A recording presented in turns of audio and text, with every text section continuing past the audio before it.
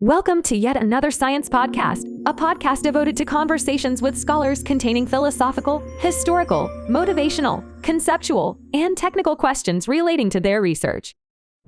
Yejin Choi is a professor at the School of Computer Science and Engineering at the University of Washington and also a senior research director at AI2. She received her doctorate in computer science at Cornell University and bachelor's in computer science and engineering at Seoul National University in Korea. Her research investigates a wide variety of problems across NLP and AI, including common sense knowledge and reasoning, neural language, degeneration, language grounding with vision and experience, and AI for social good. She is a MacArthur Fellow and a recipient of many Best Paper Awards, such as NAACL, ICML, NeurIPS, ICCV, and AAAI. She is the recipient of ACL and CVPR Test of Time Awards.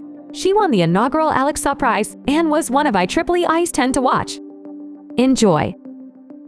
So when I was an undergrad, I had this great professor, David Yedis, and he would always say, if you want to be a computer scientist, you have to learn how to think like a computer. And over the years, this has really stuck with me. When I first started to learn how to program, I really got to see how a computer thinks. But I was pretty underwhelmed, actually. They were very brittle. You got to be very careful. You got to get your semicolons right. It's very sensitive to errors. It takes a lot of effort to get these computers to do anything because you got to get it bit precise. But when you do get them, they're these powerful deductive machines. However, they lack this sort of common sense reasoning. Like, I feel like when a person approaches a computer, they sort of expect it to get the common sense that they have and be able to, program with it. So my question is, what is this common sense that computers lack? What is its nature? And why do computers struggle with it? Yeah, great question. So it's been a mystery in AI from day one. In day one, at the beginning of AI history, researchers thought that this must be a summer project or something, solving common sense. Just program that up. And then they realized that, it's harder than they thought. So they worked on it and then worked on it some more. And a lot of smart people worked on it. And then after a couple of years, they concluded that this is too hard. And if you want to be serious with any progress, don't work on it, because it's just unrealistically hard. And then we started making really great progress with seemingly harder tasks like machine translation or solving chess games or game of Go and protein folding and whatnot.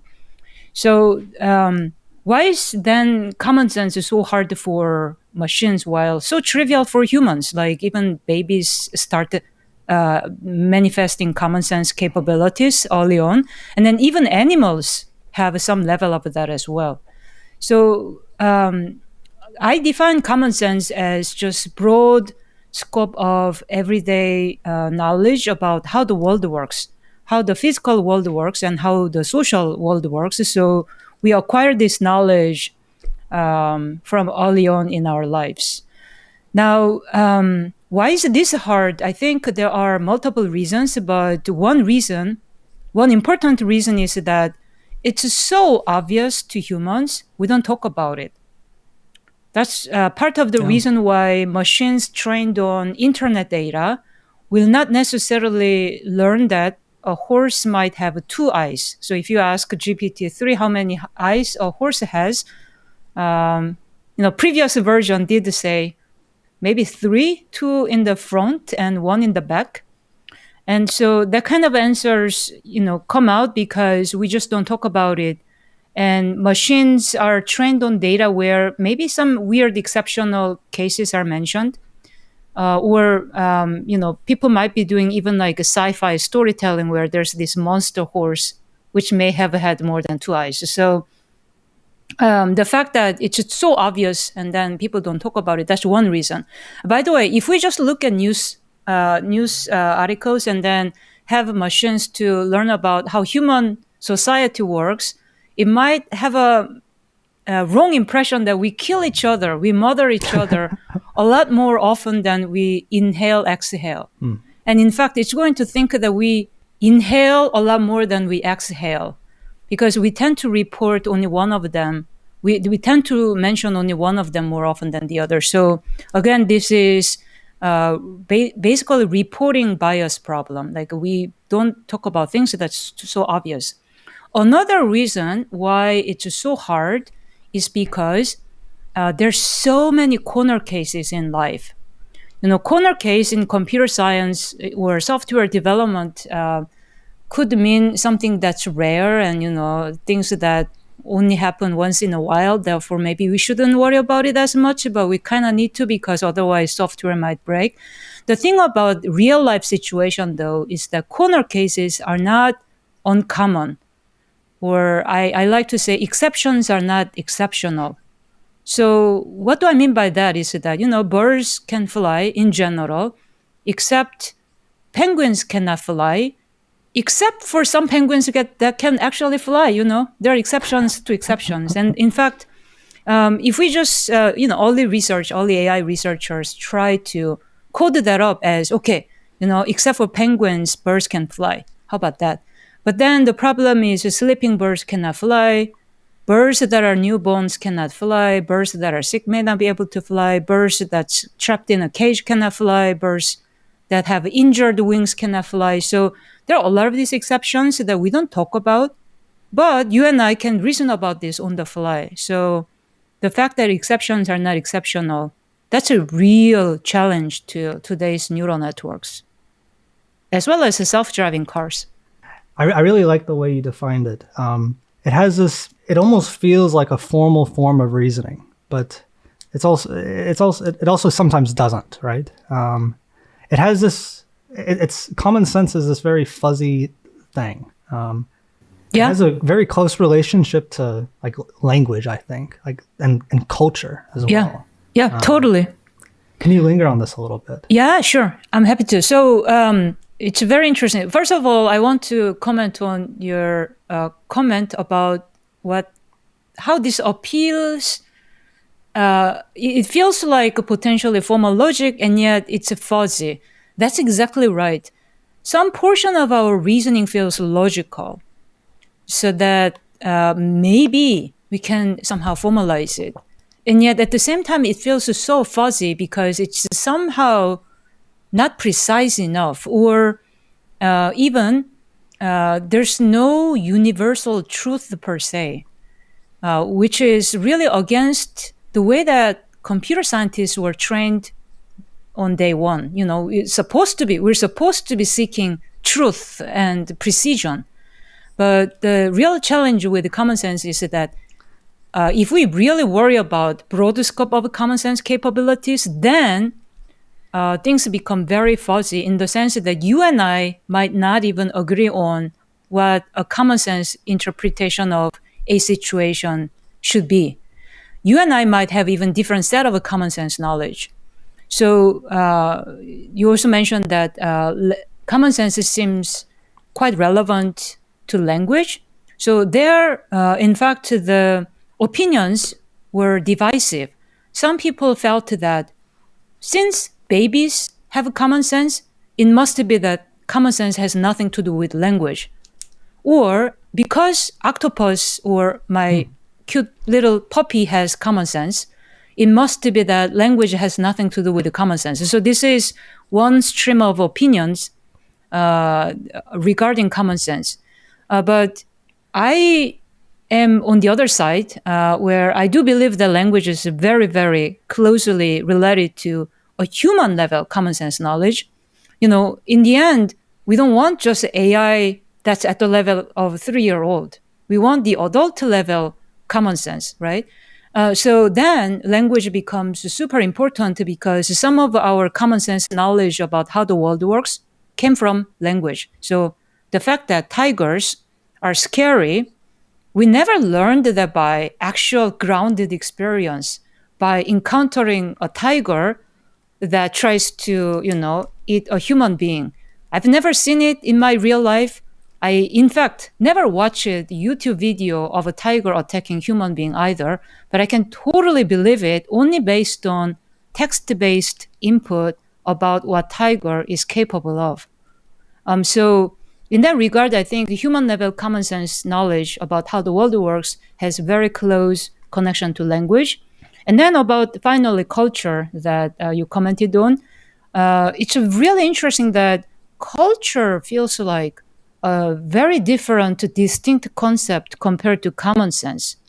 But these two things are actually interleaving in my mind, because there's no very clean-cut boundary between where exactly common sense begins and stops, and then where exactly culture begins and stops. They sort of interleave. So that's another fascinating thing about common sense. And that's what makes all of this really, really hard. When you put it like that, common sense feels so deductive, but that's a bit of an illusion, isn't it? Yeah. No.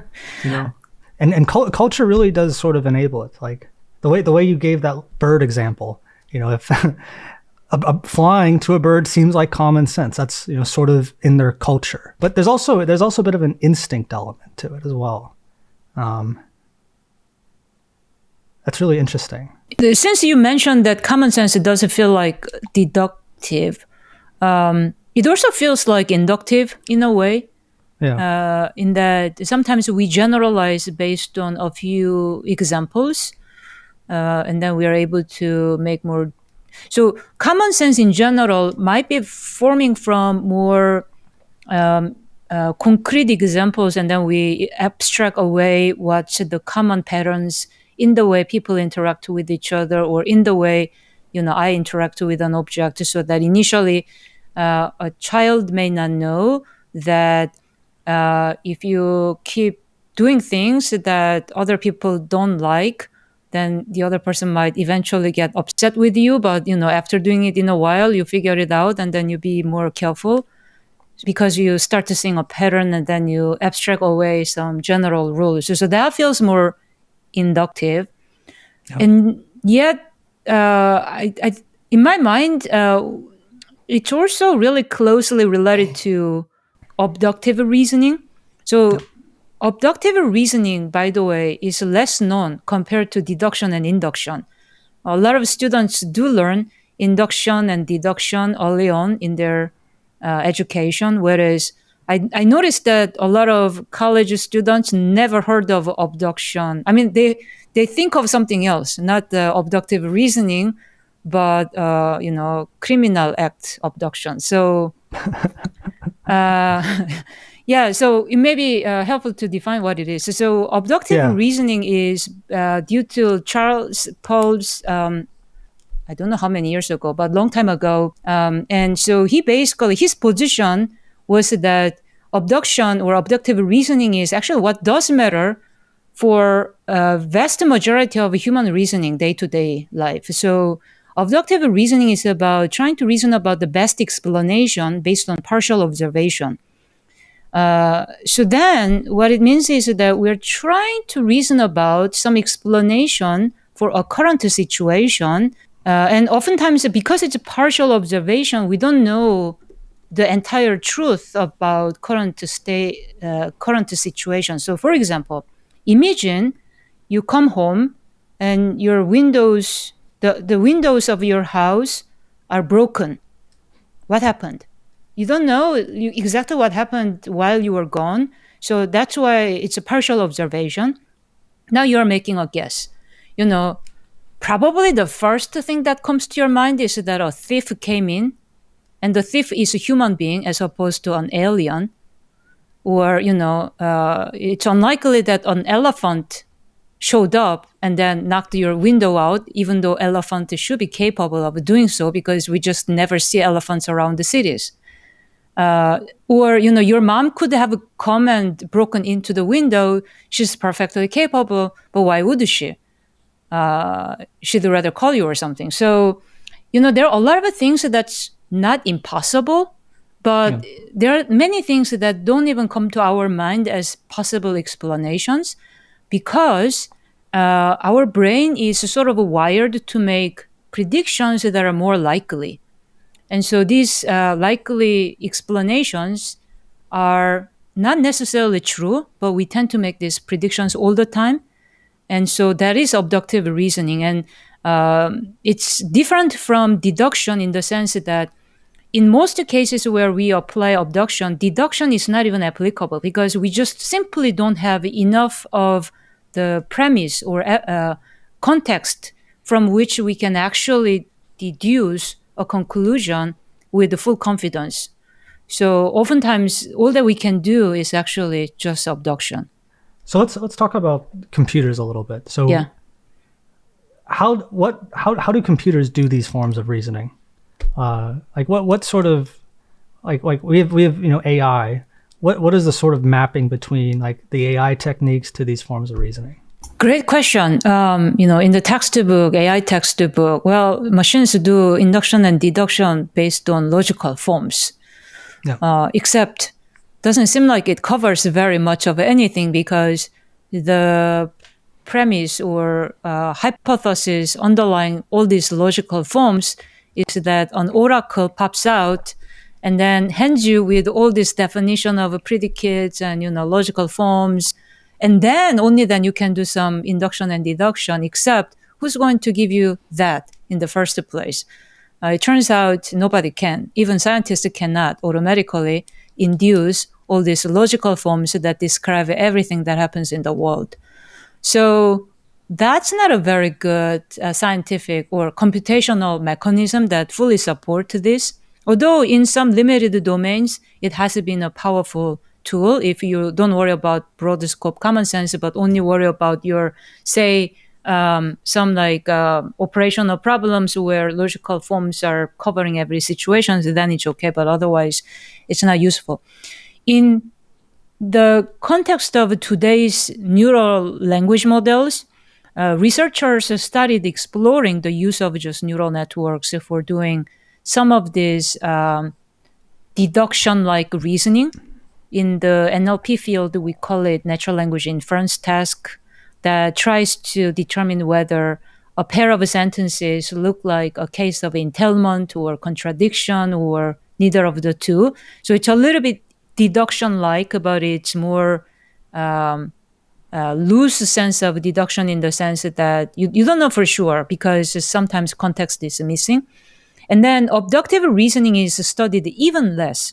But I started working on it by making a data set in natural language, and then other people started working on it as well. But it's relatively less explored.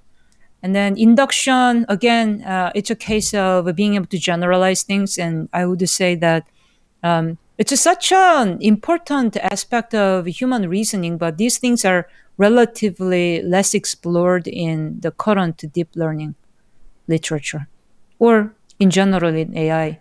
There's two camps of AI, the symbolic side of things and the machine learning side of things.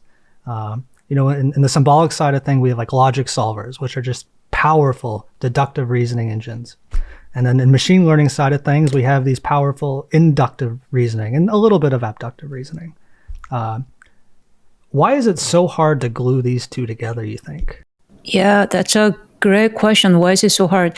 By the way, I realized what I said earlier might have not given enough credit for more logic-based systems. I was sort of coming from the perspective of induction, deduction, abduction in the context of a broader scope common sense reasoning. So I'll clarify that. No worries. It's that's I don't have a really good answer to that, except for saying that we seem to know some powerful computational tools that are not necessarily developed in the way that human intelligence is, developed, or human intelligence approaches reasoning, but rather we just discover something that does work for some sort of problems, and then we're now trying to reconcile that to some degree, but we're still in the process of trying to figure things out. But yeah, I don't have any better answer, sorry. When I was at a conference over the summer, they had a psychologist there, and they talked about how human beings use these various forms of reasoning: deductive, abductive, inductive. And I got the chance to ask her, why are humans able to combine these forms of reasoning well, but machines aren't able to? And her answer shocked me because she rejected sort of the premise of the question. She said humans can't do this well. So, yeah. Yeah, that's to some degree true. So, I mean, about this induction, deduction, I can mention this book if I can pull this book out of a bookshelf without disturbing all the other books. So, in this book, there are some chapters about how we reason by Philip Johnson Laird. So, this book has some chapters about just induction or deduction in the way humans do.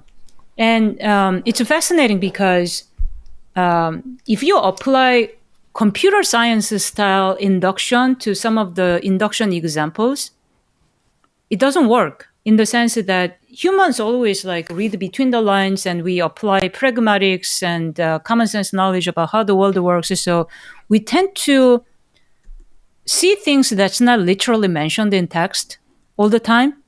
And it's actually a correct thing to do for efficient human-to-human communications. But what it also means is that whatever humans are doing, whether it's induction or deduction, doesn't really align well with the way that computer scientists tend to define these things super precisely. So in that sense, one could say that, well, humans are not very good at what computers are good at, which is being extremely precise and extremely literal. But we could actually say that the other way, that, well, humans are amazing at skipping over obvious details, whereas machines are so hopeless, and then you have to articulate everything so precisely, and then still it doesn't work. So we could say it either way. But I think underlying subtext of what was a psychologist, what she said is also that human reasoning does have a lot of flaws, which is very true. Even if human reasoning is more powerful in my mind compared to computers today in many ways, it also is without flaws. So human reasoning especially can have a cognitive dissonance, so that we actually have two simultaneous beliefs that are at odds without even realizing that. So that's why, especially with some of these political arguments about, what's the right thing to do, sometimes you try to rationalize why you believe certain things, and it just doesn't work with the other party because the other party is not operating based on rational reasoning. The other party is operating based on, I am going to believe what I'm going to believe no matter what. So, well, that's humans. Being humans. Speaking of great books, there's another one by I think it's Daniel Kahneman, where he introduces these sorts of systems, like System 1, System 2. Yeah. And he talks about how these systems can do various levels of reasoning. Can you what is System 1? What is System 2? Yeah, so System 1 is generally about something effortless, very reactive and quick. It feels like a pattern-based. It feels a little bit like memorized even. I'm hesitating a little bit there because I want to come back to it. But then System 2 feels like more effortful, something that feels more logical, something that feels like more precise. And so that's sort of like what people tend to associate System 1 and System 2. And I think that's due to his own book, where that, Thinking Fast and Slow, which became super popular. Actually, though, if we go back to Daniel Kahneman's own previous research, the first paper in which System 1 and System 2 were introduced, which was, I think, in 2003 or so, had actually 3 systems, not just 2, but underlying System 1, there was a perception which was separate. And so I think a lot of the time when people talk about System 1, actually might be about even lower level system, which is perception, which is really truly just a perceptual things. And then System 1 in my mind is actually more advanced than just the perceptual things. And people then started thinking, maybe deep learning solved the System 1 almost. I think there was actually a very famous deep learning researcher who kind of declared that in one of the invited talks. So people started really believing it. But I don't think, so what he said was that maybe deep learning solved the system 1, and then from here on, we got to really worry about system 2. But wait a minute. Classical AI, especially, the powerful logic-based solvers, maximum satisfiability problems and all that is actually really about system 2. In some sense, before deep learning, AI research was a lot about system 2 type systems or system 2 type models, where we were really looking at very precise logical programs that we can optimize. So I would rather say that, we tried both the system 1 and system 2, but we don't do all that well for neither of them, because the system 1 is really far from solved. And the thing about system 1 is that it's a lot about common sense reasoning, common sense anticipations, and common sense predictions about preconditions and post-conditions and people's intent and their emotional state and theory of mind. None of this is solved by deep learning today. Far from it. And then, if you like that kind of contrast, I highly recommend this book by Stanislas Dehaene about consciousness and the brain. Yeah, sorry. It's a small book, but it's very dense. I just love it. But this actually talk about something shocking about. So this book is about unconscious reasoning and conscious reasoning, which kind of feels like, okay, unconscious reasoning is a bit more reactive and it feels more intuitive and it feels more system 1-like. And then conscious reasoning is more effortful, so it's maybe more system 2-like. And people tend to think that system 2 reasoning must be where all this amazing logical human intelligence comes out, and system 1 feels a little bit like easy breezy, pattern matching. It's not clear whether it's as simple as that when I read this book, because unconscious reasoning, on the other hand, might be where real strong human reasoning pops out, especially for mathematicians who solve really difficult theorems out of a sudden. So at some point, the book talks about how those people who have a mathematical breakthrough oftentimes have this moment after, struggling to do system 2 reasoning, hours and hours, you try different proof techniques and nothing works. You feel really frustrated and almost depressed.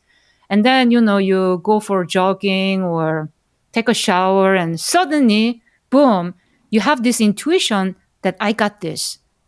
But when the moment comes, they don't actually know yet how to write out the proof, but they just know that they know. And then now they need to restart the system 2 reasoning, but that's when it might be the system 1 type reasoning was actually working the whole time, but you're unconscious about the fact that your brain was actually working the whole time. And then brain suddenly realized, oh, I know how to connect to the dots in the most creative and unexpected way imaginable. And I personally have this experience quite a bit myself, where when I try to compose a difficult article, or when I try to thread a keynote that I've never given before, and then I have some bunch of different ideas, and I'm not sure how to organize the talk and how to thread a story, and I tried this, I tried that, nothing works. I feel miserable. I'm gonna, blow my keynote. And suddenly, after this frustration for a while, I wake up in the morning feeling really tired and excited simultaneously, because all night long I've been dreaming about different ways of composing things. And then I have this intuition that I think I got this. I don't know yet exactly how, but I know that. And then usually as I start writing things out or, work out my slide, whatever, it's all there. It's almost as if the brain actually has been thinking about it the whole time. I only need to pull that out. It's like a piece of a cake at that point. Wow. I've never heard this term until just now. This is such an interesting idea. It's sort of, we talked about the different forms of reasoning, how Like system 2 seems kind of like logic based, or like most closely resembles the logic solver side of AI, while the system 1 sort of most resembles the machine learning side of AI. And when you put it like that, it does sort of seem like this unconscious reasoning is like sort of the glue, if you will, between these two systems. This is such an interesting idea. It might really be a powerful thing that we computer scientists tend to minimize for lack of...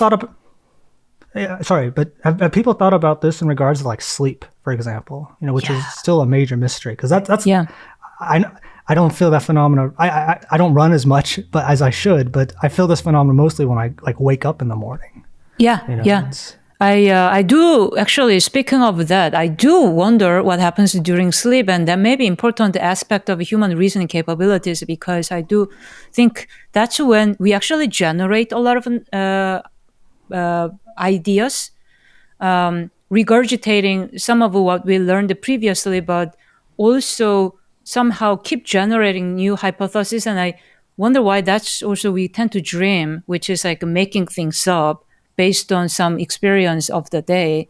And I do wonder whether generating a lot of ideas, hypotheses, or generating a lot of predictions are important aspect of both the reasoning as well as learning. And I mean, it's a known, I think at least it's a known thing that sleeping is really important for optimizing learning and memorization of students when they learn new things. And even for solving difficult math problems, probably it's much harder if without enough sleep. So that seems to be some potential inspiration for how we can rethink about the way that AI works today. And, this is actually touching on my very speculative thought about, potentially different learning framework. But I do wonder whether it's a good thing if the machine tries to regurgitate what it learned, but try to describe things in its own capacity, or even try to discover some patterns that was not explicitly spoken out loud in the input data, in the way that humans are capable of. Who knows? This is really interesting. All right, let's change gears a little bit.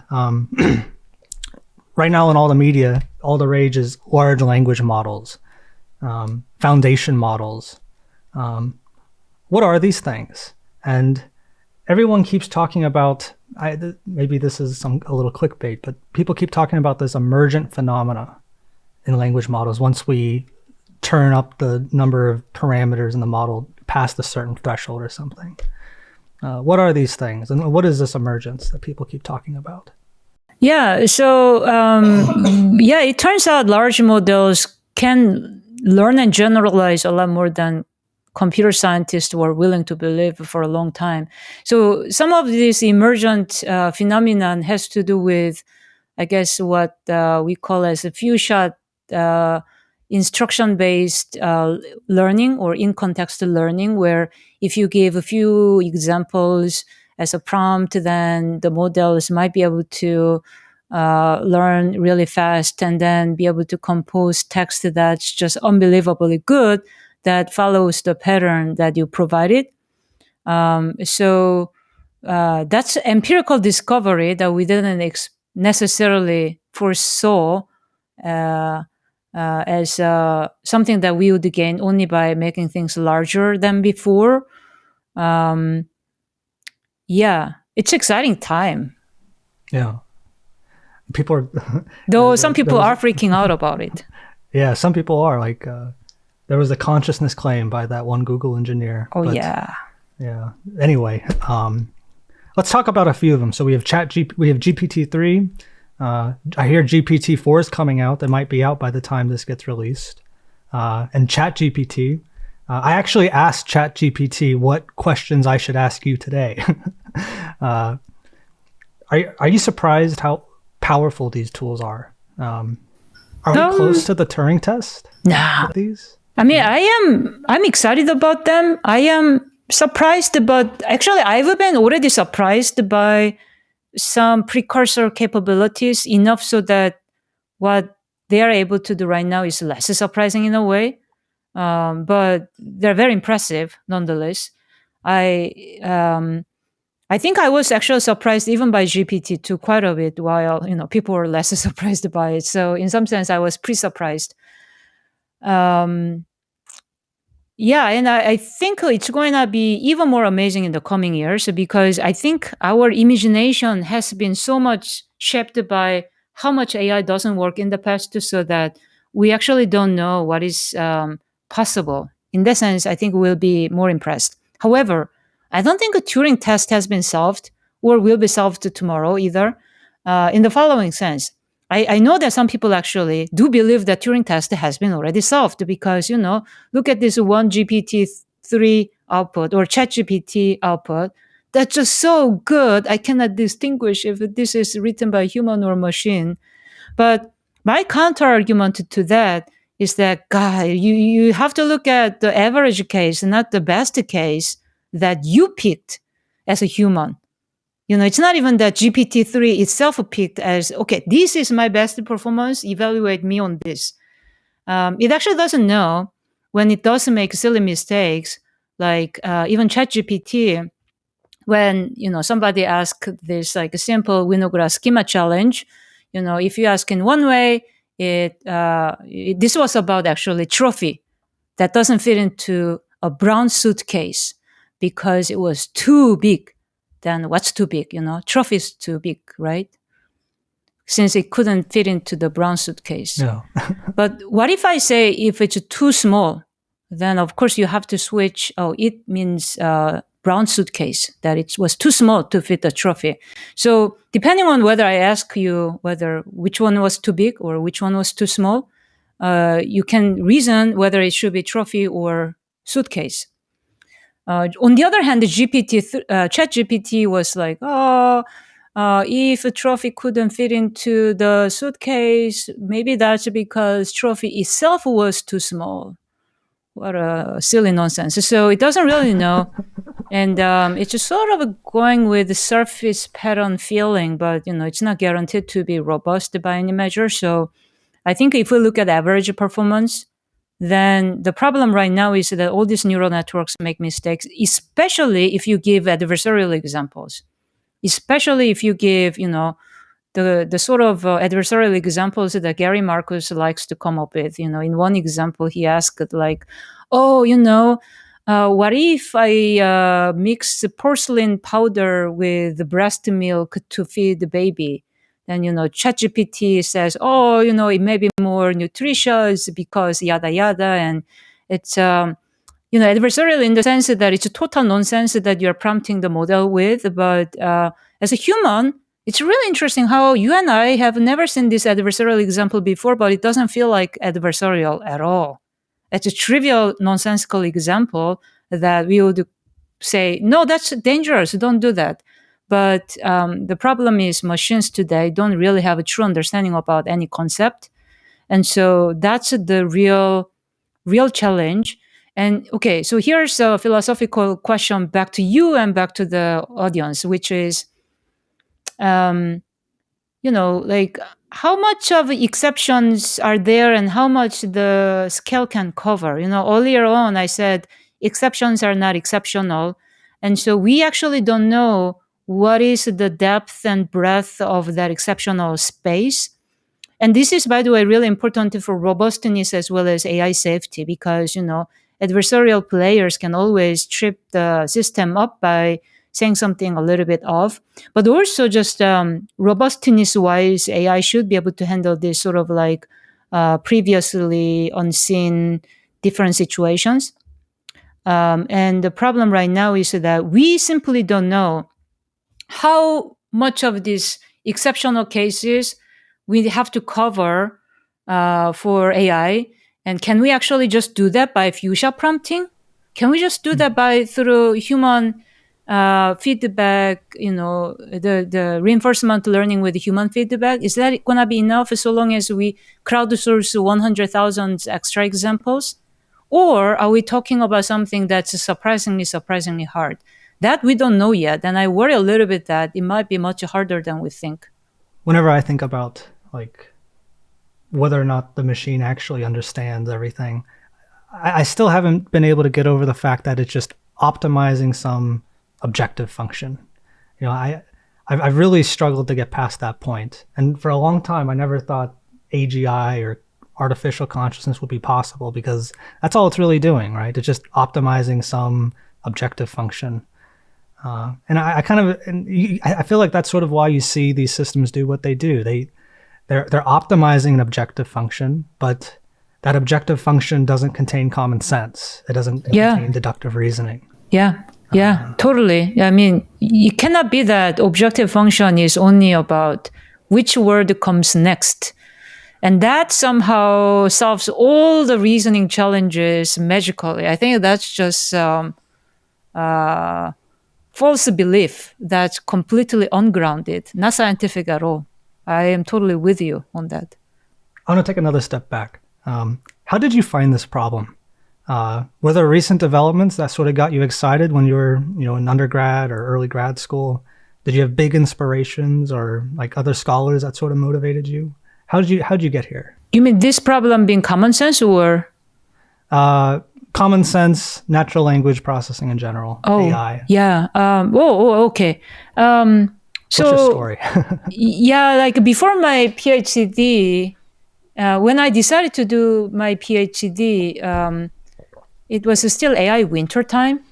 And I was in this era when networks and operating systems, systems in general, were hot. So I was going to do that. And I was a pretty good hacker back then. My programming, it becomes irrelevant in this new era. So I was software developer, not knowing that I could actually be a grad student or do even PhD, because I came from a very different cultural background in which I believed that I'm no good. I'm not smart enough to do PhD. Are you kidding me? So I started having a job as a software developer. I was excited to do that, but I wasn't sure whether I want to do it for the rest of my life versus taking on an adventure into less studied field like AI.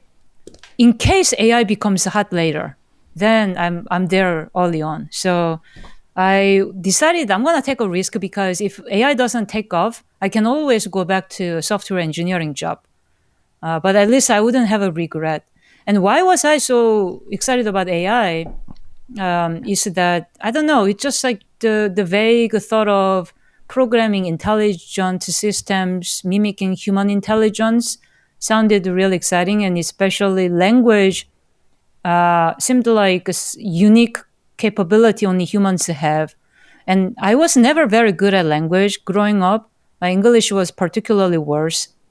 My Korean could have been better too. So I didn't necessarily, now by the way, my job requires me to do speaking and writing all the time. So I became much better at it. But back then I was very quiet because I was not able to speak up very well. And so you mentioned at the very beginning of the interview that, maybe it's important for you to understand computer's perspective to design computer algorithms and systems better. So, I was wondering, since I'm not very good at language, maybe I can think from computer perspective better. So maybe it's okay for me to focus on language, especially within AI, as a focus topic.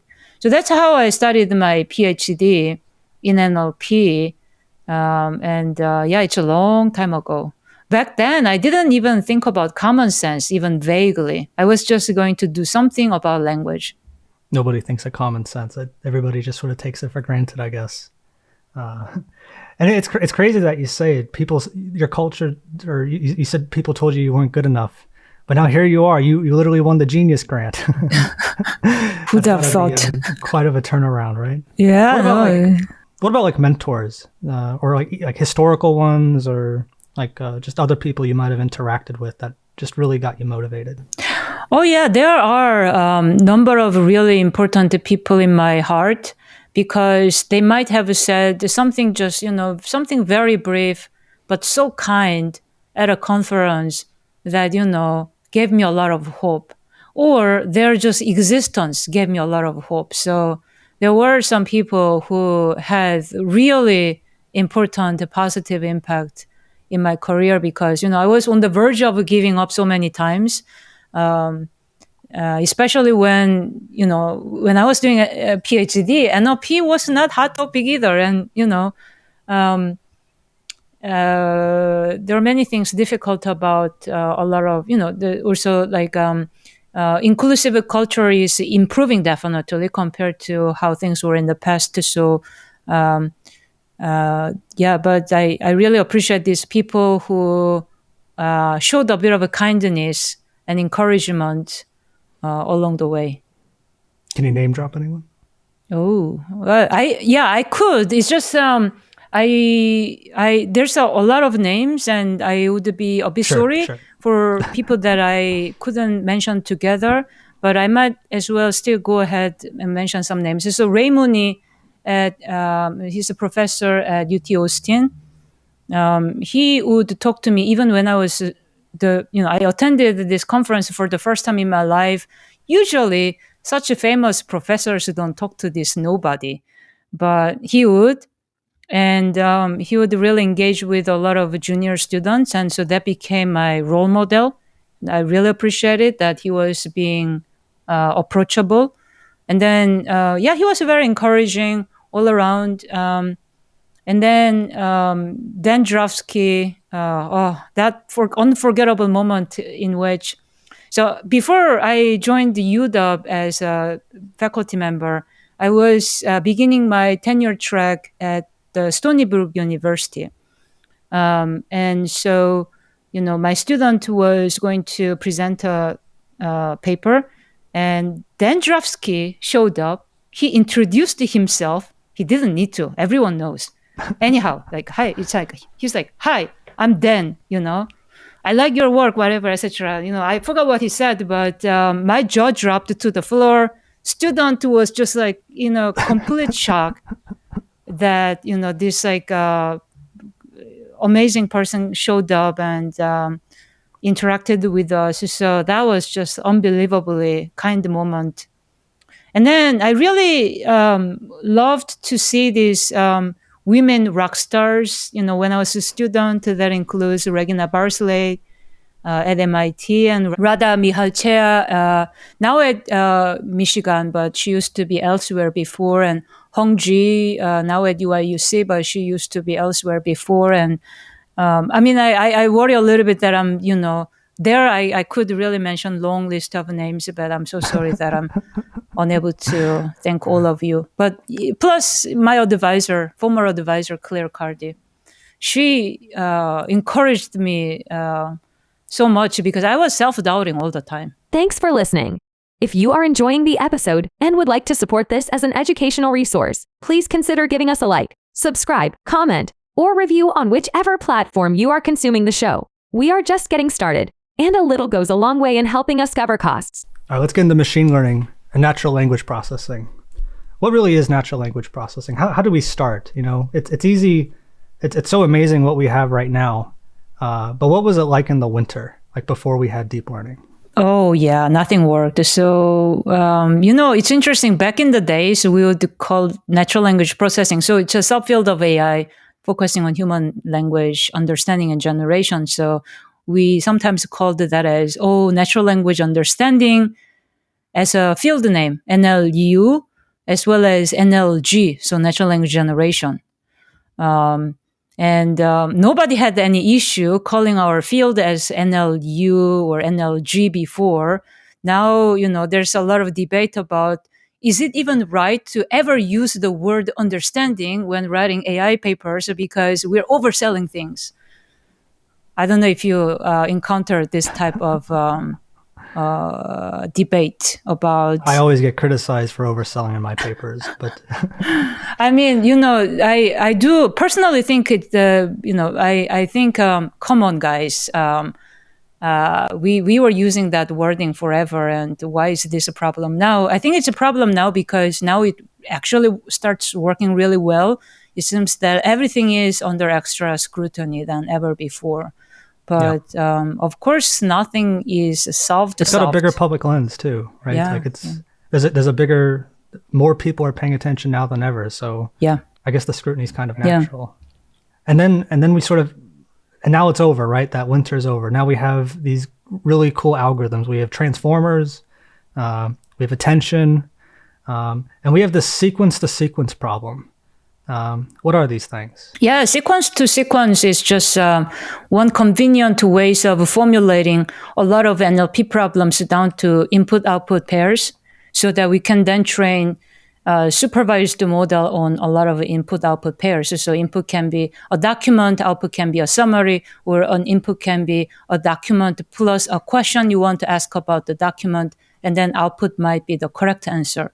So that's what seq-to-seq is about. We can even use a sequence to sequence for multimodal applications, like given an image as an input, generate a description of that image, or we can flip it so that given a description of an image, you generate an image. I guess in that case, a sequence is no longer sequence-like on one of the sides. But so that's that. Ultimately, though, seq-to-seq approach tends to be more like, okay, I'm going to do supervised learning on a lot of examples. I personally feel or have a mixed feeling about seq-to-seq approaches being the ultimate approach to any of these language problems in the following sense. So summarization as an example. We as a human never train ourselves over tens of thousands of summarization examples to be able to summarize one sentence. You can do it right away. You just learn the language, then you're able to summarize right away. So I don't think it's actually, it makes sense to do it that way. And the problem with the sequence-to-sequence training is that then it tends to be only good at problems where the supervision data was developed for. Which means if you switch out different domain, different style of text, different style of summarization even, then you're doomed. You have to somehow find that training data again, and that oftentimes is really, really hard and costly. So we generally might need to think outside the box, away from seq-to-seq approaches. But it's sort of like the easiest thing to do right now that does work right away. Can you maybe give some intuition on this attention mechanism and why these transformer architectures are just so enabling for this problem? Yeah. So basically, in the deep learning, there's this moment before attention and after attention. Before attention, it looked as if nothing really worked. After attention, everything works. With a bit of exaggeration, I think it's like attention combined with the transformer architecture that really started skyrocketing. So attention is a mechanism for, it's a learned mechanism to know where in the input you want to focus more on for the purpose of solving a problem. And so if you're solving machine translation or summarization, then as you translate an input text or as you summarize an input text, you can imagine that you kind of want to attend over different portion of the input, such that you're about to translate the next phrase or something, or next remainder of a text. So that's attention mechanism. It's learned way of knowing where to attend, and it has a very nice parallel to how human brain is like, because we also tend to have this attention mechanism to only pay attention to things that actually matters. So you mentioned that in supervision the data is very important. And it is, right? Like getting good, high quality data, in my opinion, is almost everything, right? When you do supervised learning. There's a lot of hype right now on like semi-supervised learning and unsupervised learning. Why are these so powerful tools for helping us get the right data? And why do they work so well in natural language? Yeah, so self-supervised learning turns out to be a lot more powerful than we imagined, especially mask prediction of which word is missing in the middle or which word comes next. And I suspect that reason why this was more successful than any other training scheme is that there's just so much more data available that you can use. And it covers really broad range of human language phenomenon. And then it's amenable to training very large models. And so altogether, it seems that it's really incredible recipe to learn some sort of basic representation of language. Then that can be fine-tuned on different downstream tasks. So I've talked to some of the more, pure machine learning, pure supervised learning guys or folks, and they always say, the data is everything. It seems like, in deep learning, you give it more resources, you give it more data, it almost monotonically improves.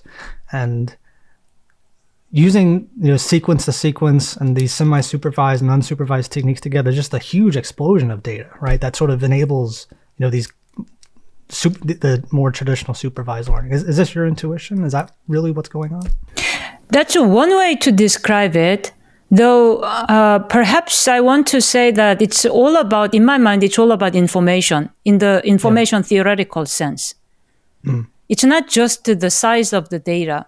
In fact, in my research from my own group, we demonstrated that sometimes you can have a smaller data, but better results across the board. Then, you might wonder, why is that? I thought, larger is the better. So the reason is, this is specifically about natural language inference task, where, you need to worry about whether a pair of sentences is entailment or contradiction and neutral. There's a standard de facto data set that everyone has been using before, which is either SNLI or MNLI data set, which is from Stanford. So Stanford NLI or multi-domain NLI. So these data sets are very large, maybe hundreds of thousands of examples, human annotated. But in our work, we demonstrate that we can use GPT-3 together with some other algorithms and combined with the human filters to make a smaller data, but harder data. So our data is smaller, about 25% of the de facto data set being used. But it's just like inherently harder and more ambiguous. And we found that when you train model on our data, even though it was trained on smaller data, the out-of-domain performance across the board is better. And I speculate that what's going on is not just about the size, but the information quantity in some sense, or information complexity that data represent. So presumably, when the data size increase, it so happens that information amount, in a information theoretic sense, has been also increasing. But if you imagine very large data that's more repetitive and, very simple, but, it's just more data, but it doesn't encompass a lot of complex situations in language, then I don't think it's going to necessarily work better. And so I think it's not, in the end, it's not actually really about size, but it's likely to be about information. Let's talk about language generation and conversational AI. What are you working? You got a lot of projects in this space. What are you excited about? I used to work on, I guess, I've been excited about maybe conversational AI systems and long generation with long-form coherence and maybe better modeling people's mental state. But all these things got sped up by larger models. So as a result, I've been focusing a little bit more on common sense knowledge representation as opposed to the more directly generation problems. However, perhaps I can tell you a little bit about how we found that when it comes to generation out of neural language models, currently what does work the best as a decoding time algorithm is not just like a naive beam search or naive grid search or naive sampling out of neural language models, but additional different decoding mechanism that deviates from the way that you are training language models. So there's basically training and testing mismatch that turns out to be empirically powerful thing, depending on different application you're trying to do. And so that's really interesting why that's the case. It may have something to do with what you mentioned earlier about, philosophically, the fact that these models are trained on some learning objective doesn't feel right. It might be that, building on that, it might be that these models are training on less than ideal objective function, like this maximum likelihood, or you can view it as entropy. We feel like this is well grounded and it's well justified objective function to use. But then using that, the same objective function as the scoring function for generating text doesn't seem well justified at all, because it's not the case that we try to generate text by optimizing which word has the best probability to come next, because if we go by that, we sound very boring. We're just speaking exactly as expected. That would be really, really not good. So a lot of the times when you see amazing text out of GPT-3 or ChatGPT, that amazingness happens only when there's some amount of sampling involved, so that you sample out of the probability distribution, so that there's more surprises and there's this feel of creativity. That mismatch is one of the not well understood open research question right now. You mentioned like how generating with like long-term context. And, when you go to ChatGPT, it'll give you long answers and it does seem coherent. How's it able to do this? Yeah. Or like, what are the challenges here in getting like such long-term context out of these language models? It seems like it's just handling it amazingly well, doesn't it? Especially like some long-term discourse coherence. If you ask these models to write, give me 10 book recommendations, then it actually does count 10. And then in between the book recommendation, it's even going to describe the book. But it kind of remembers the big picture goal of this generation is to have this some kind of a structure, hierarchical structure, where you're supposed to, give you 10 book recommendations or 10 steps to do something or 10 advices of how to save your time. So these models are already able to do that. I wonder whether this makes me realize that when trained on really a lot of data, using large enough models, such long-term patterns are still pattern enough for these models to actually latch on and learn. It seems that, this is something that nobody was necessarily so coming, but it is what it is, and it's very exciting capabilities. Having said that, it's also not the case that it's actually precisely able to track all the claims that it had already made in its own writing. Yeah. It's not able to really track logical consistencies in minute details that it has spoken out loud. So then every now and then it does make completely nonsensical claims that just doesn't make sense. And so, how do we address that is like a big open research question again. You mentioned, I think you mentioned storytelling a little bit. Will we be able to get these things to write like a massive novel? Could the next Harry Potter be produced by ChatGPT? Or are we close? Or what are the challenges I think we're so far.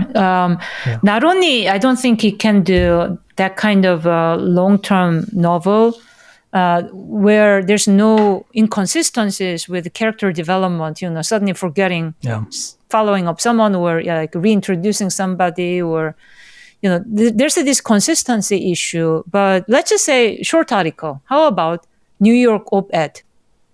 Can ChatGPT actually write,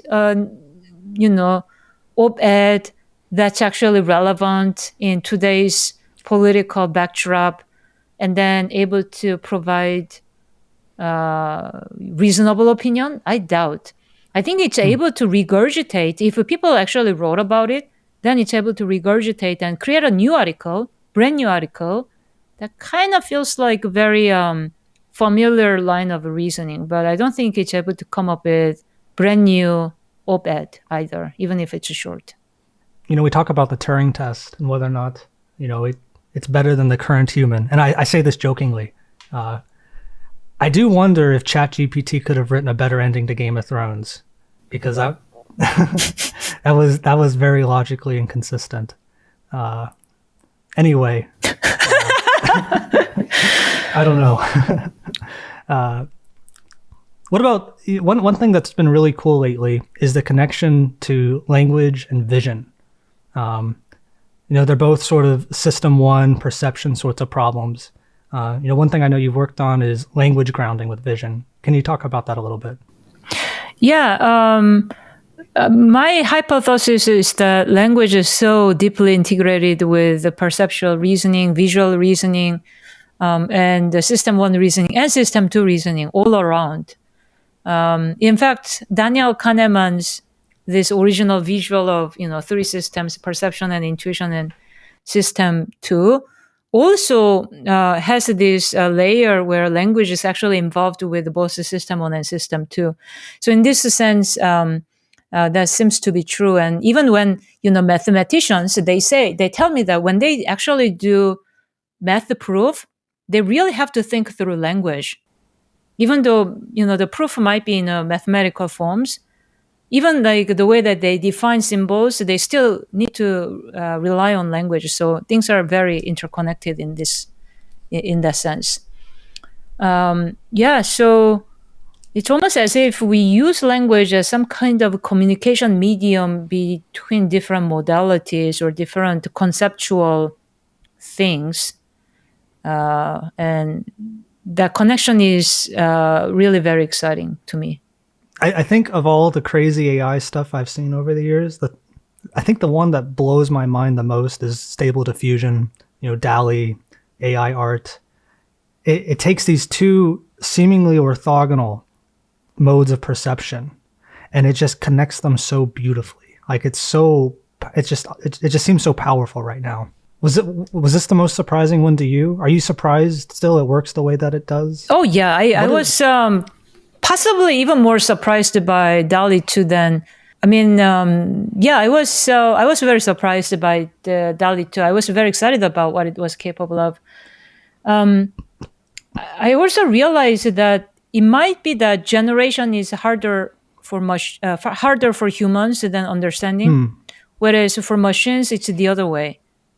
It might be that for machines, generation is easier than understanding at the moment. Can we linger on that? Why is that the case? That's a very good insight. Because if you try to just generate really good blob of text that you're willing to revise for the purpose of writing some good ending of Game of Thrones, I assume that you're going to try multiple times and do prompt engineering, and then you're going to select the most promising one and then edit it, right?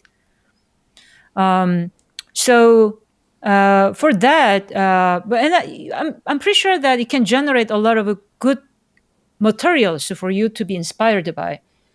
Yeah. But the reason why you end up doing the selection and you end up doing editing is because the machine is not really truly understanding what it says enough to be able to actually not make those mistakes in the first place. And so another way to think about it is that if you test the GPT-3 with really, really simple QA problems, so from my group, we made the social IQA data set. It's like IQ problem, but social IQ problems. And it's as simple as this, it's like, okay, Alex and John, may have been in a boxing match and Alex defeated John. Now you ask, how does John feel about this? Obviously not happy. But because we're asking about John instead of Alex, which was the subject of a sentence, in general, we found that GPT-3 is better with the understanding what subject feels. But if you ask about the other person in a sentence that's not as highlighted, then it doesn't sort of like tell the difference, and then it makes a mistake. If you also flip, the question, like, which is too big, which is too small with antonyms, or if you introduce negation, then that's where it makes a simple mistakes. You wonder, did it actually understand anything at that point? And so it seems that the precise understanding, even down to very simple concept, is not quite there yet. It's not robust at all, which is quite striking, but it's able to generate really coherent and fluent text with minor, mistakes here and there. Similarly, with image generation, when it comes to artistic image generation, it's just like mind-blowing. It's better than me, better than many others. And I actually do use one of these DALL-E art as my presentation background these days, because I love it so much. It's like a retro-futuristic depiction of, some game environment in its own way, and it's lovely. On the other hand, to be honest, my friend Jack Hassel, he had to do this prompt engineering on and on and on and on until, something good came out finally. And then a lot of this art, if you actually really pay attention, some of the details actually don't make sense. And then if you really care about the semantic correctness of the image that it generates, and, you try to do very compositional generation, that, I really want red hat on top of this, person who's about to take the train. And, their head may be there, but, it's like suddenly red muffler instead of a red hat, because the machine really didn't understand the concept correctly. So that's why I speculate maybe generation right now is easier than understanding. When you were talking about, generating, and like how we will generate some text and then we'll edit it. Usually the text is nonsense. I couldn't help but think about sort of like the advisor-advisee relationship, especially when you're a young student. You generate a paper, it's mostly nonsense, and then you have someone come in and edit it. Oh yeah, that's usually reading comprehension problem of the student. Yeah. It's not just Even generation speaker, problem, but reading comprehension. Even as a native speaker, that's something I really struggle with. Yeah. Okay, let's go to common sense now. Which part do you want to do first? Do you want to do the physical side or the social side? Doesn't matter. Let's do the physical side. So what sort of projects do you have in this space? What are you working on? Some of my early research was called the verb physics, that looked at the action dynamics of verb. An action verb might imply. So if you throw something, it kind of implies that the object you're throwing must be lighter than you in general. And it might be even smaller. It doesn't have to be smaller, but it might be smaller. And then as a result of a throwing, momentarily that object is moving faster than you. So even in the language space, you can already reason about what happens before and after, and the properties of the objects involved in that scene.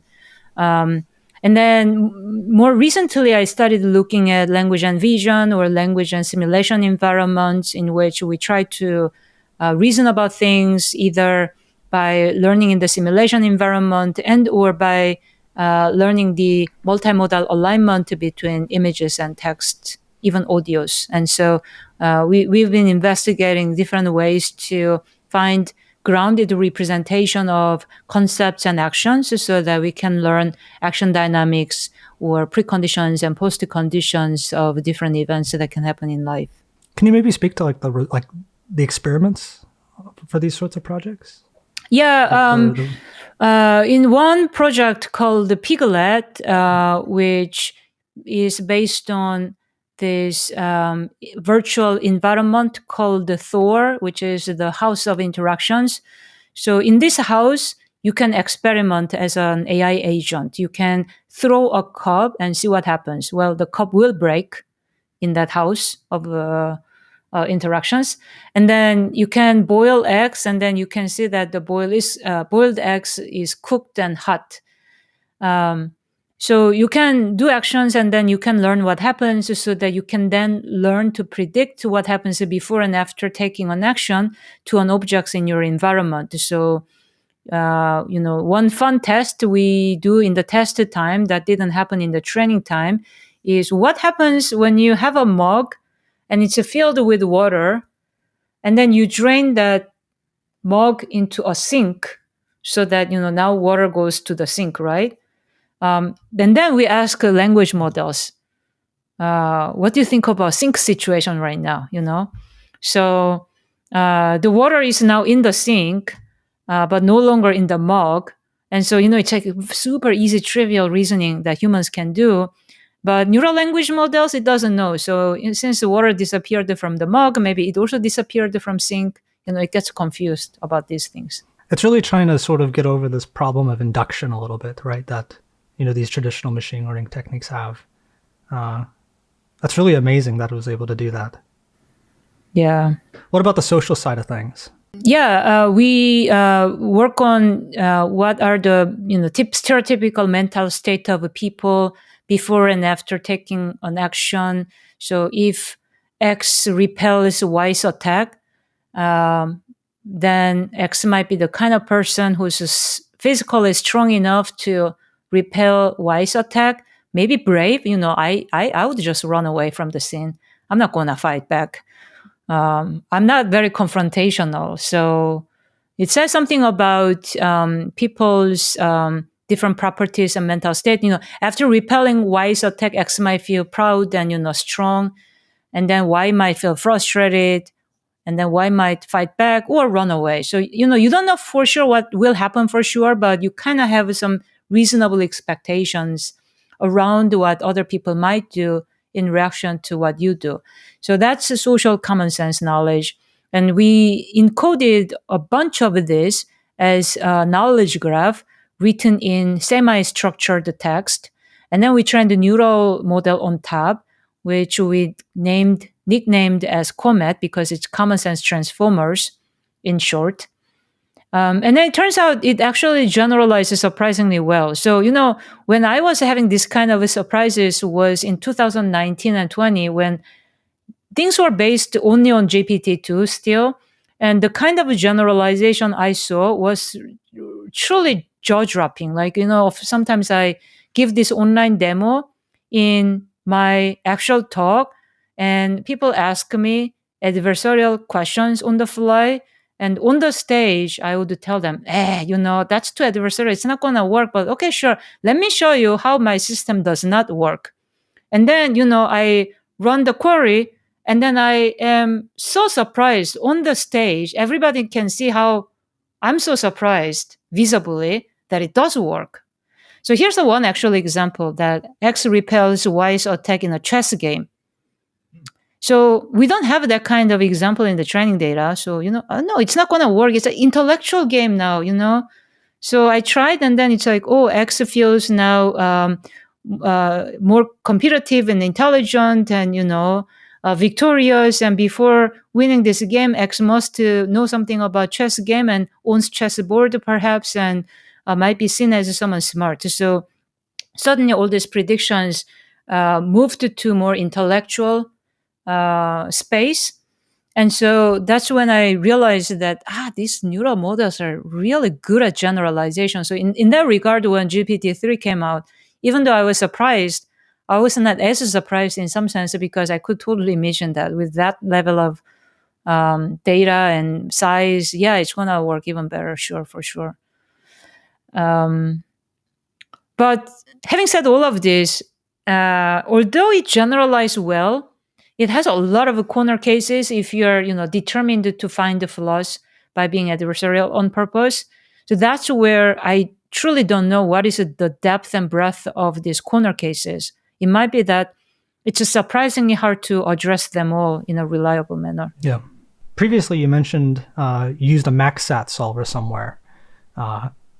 which is really cool because it's hard to use these. It's a very hard problem to use these powerful logic solvers in machine learning. How did you do that here? Yeah, so MaxSAT, I did know about this during my PhD because I'm from Cornell, and they had researchers, professors who were active in that space. So even during my own PhD, I used to use MaxSAT in order to solve some of my structured inference problems in language problems, like sentiment analysis that has some kind of a structure such that there are opinion holders and the target of opinions, and then different kinds of opinions, and they might point to each other, and maybe you want to reason about them simultaneously and so forth. So, and then, what's really fascinating is that because these neural networks are not very consistent and logically robust yet, in our new work called the maieutic prompting,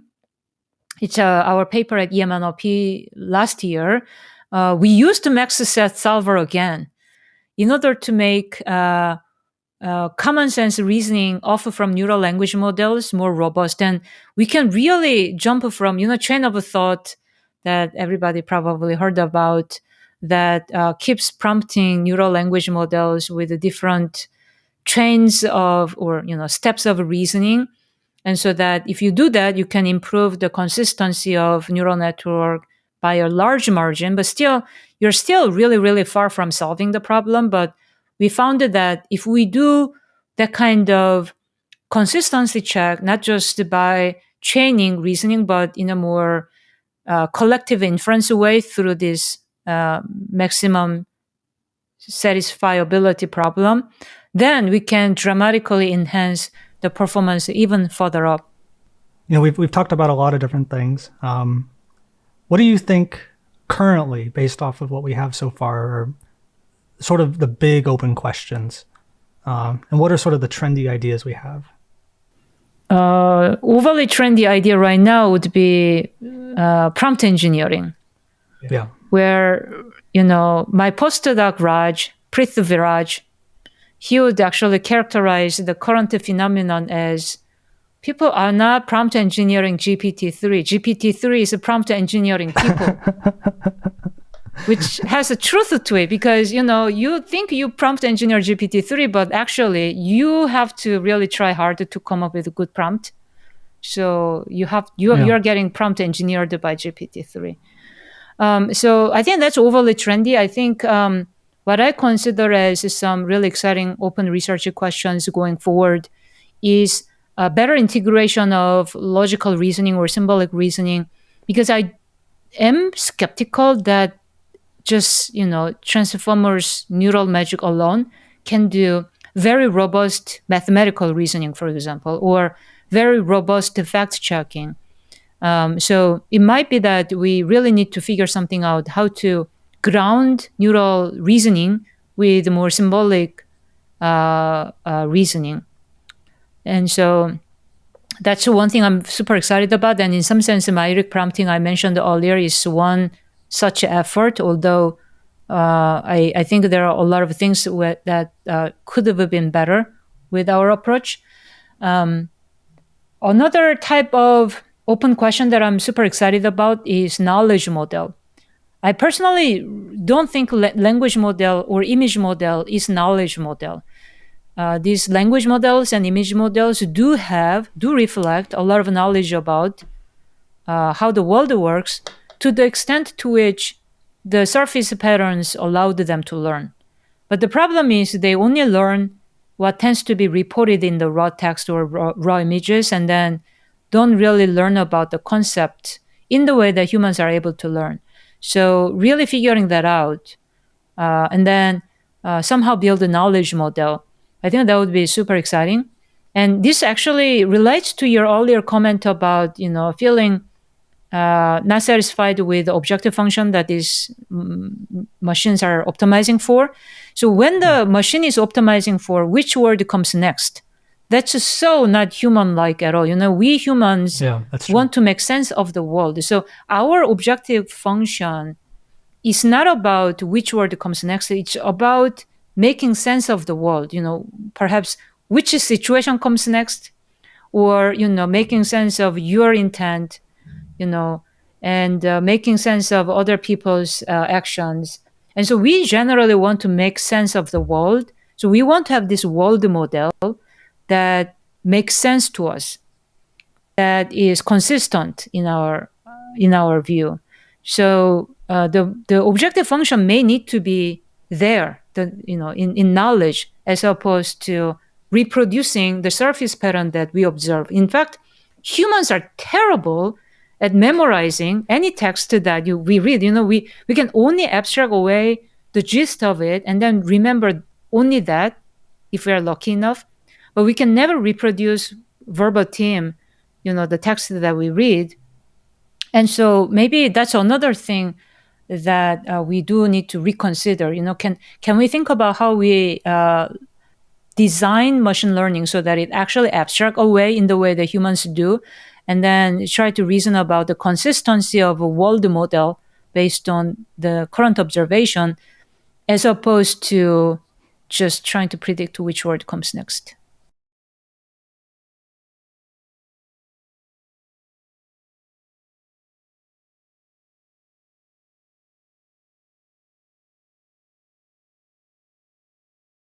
So one of my favorite movies is the movie Arrival.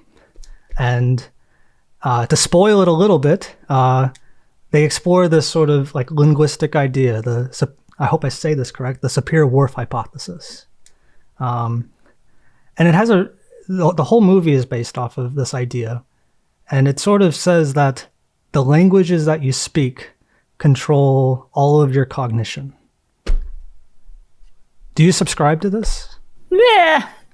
Yeah, I think to some degree, yeah, but I wouldn't say I subscribe to all of it, in the sense that there's limit to how much it's going to control your cognition. I think, some people are able to come out of that boundary. So, but I can sort of say that if the language doesn't support a wide variety of a color spectrum, then maybe you see less colors, because language doesn't really force you to see them in some sense. And so to some degree, probably that's true. But then I can also imagine that, some more artistically minded person who explores a lot of different color variations might still be able to see different colors anyways. So, I only speak one language. But, I know mathematics, which is in itself its own language. And when I really learned mathematics, this hypothesis sort of applied to me. It really changed the way I see reality. And something similar when I learned how to program. It really did sort of change the way I see everything. Am I just learning how to do new reasoning, or yeah. What do you think's happening here? I think it's just some kind of mental framework through which you can see things. So programming language does define the way that you reason about programs or algorithms. And then, if you're using C++, you would think about algorithms very differently from you're using Python. I don't know if you even used the C++ ever. You're too young for that, probably. I did. In my undergrad, that's what we used. Yeah, that was. And then, as a Korean person, I do feel like somewhat, I'm the same person, but I do feel like a different language, Korean versus English does cast different feeling or tone about myself. So there's, to some degree, I think it's almost like a lens through which I see things, and I even, be somewhat controlled by that lens, because I'm supposed to, portray certain kinds of a social interface through that language. So to some degree, I think you're right, but I'm still the same person. On this thread, and I am sort of shamelessly stealing this question from Chomsky, is natural language processing engineering, or is it science? By engineering, are we trying to build something that's useful, or are we trying to help understand reality? I think fundamentally computer science is a little bit more computer engineering-like by that definition of science versus engineering. And, it's not the case that computer science tries to truly understand, or AI. The goal of AI is not particularly about truly understand human intelligence as a science subject, nor the current goal is trying to understand artificial intelligence as object of science, but rather building systems that does work. So in that regard, I think he has a point that it feels more like engineering. I suspect that there's a bit of a subtext to that question, though, that, maybe science is more noble than engineering or something. And if there's such a subtext, then I disagree. Nothing wrong with building useful things. And in fact, if we use that useful tools, it might actually help us to better understand humanities as well.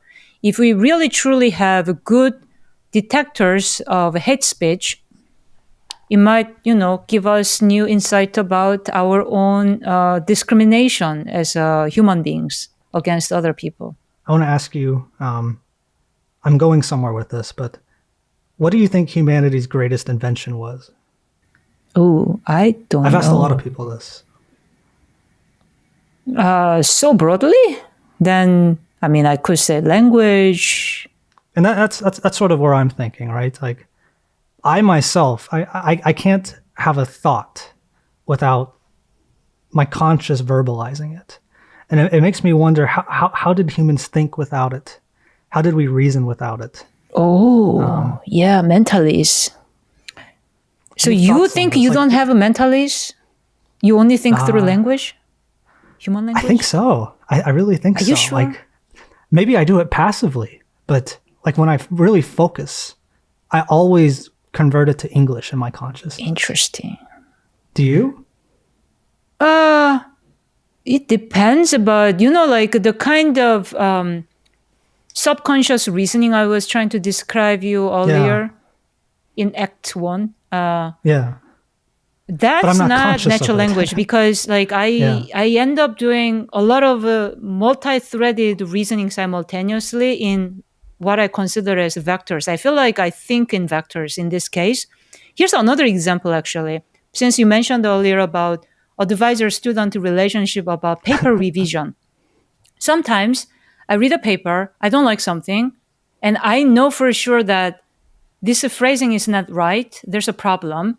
But sometimes then I have to struggle to articulate why I feel that way.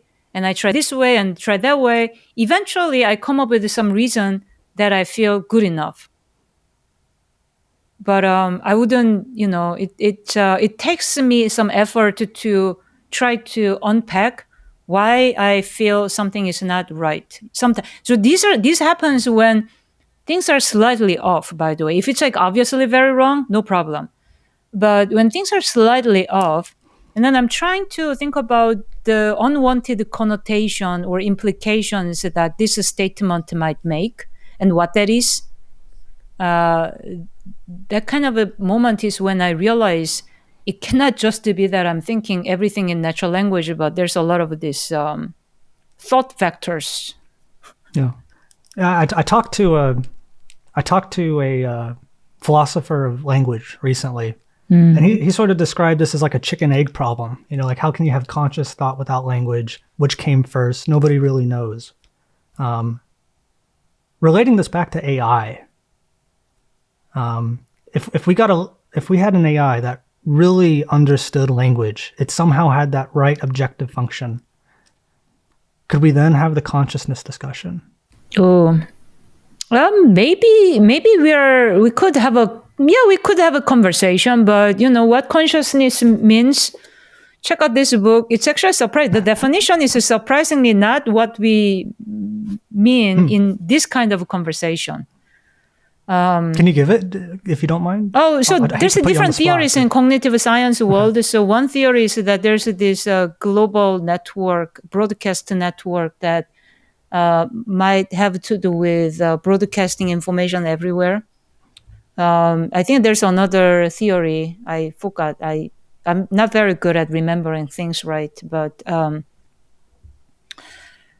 Versus, I feel like consciousness in the context of AI discussion of future computers or future AI has to do with more like this mystic feeling of human-like capabilities of a machine, where maybe there's more of emotion and self-awareness. So I think that's a different story. But yeah, I mean, if something has input-output capabilities that's just so good, so human-like, at that point, can we say that it has consciousness or not? Yeah, good question. I don't know. We've talked a lot about reasoning on this podcast. We've talked about abductive reasoning, deductive reasoning, inductive reasoning. There's this common sense thing. Classical computers are really good at deductive reasoning. It seems like machine learning is getting really good at inductive and abductive. Could one emerge from the other? Or vice versa?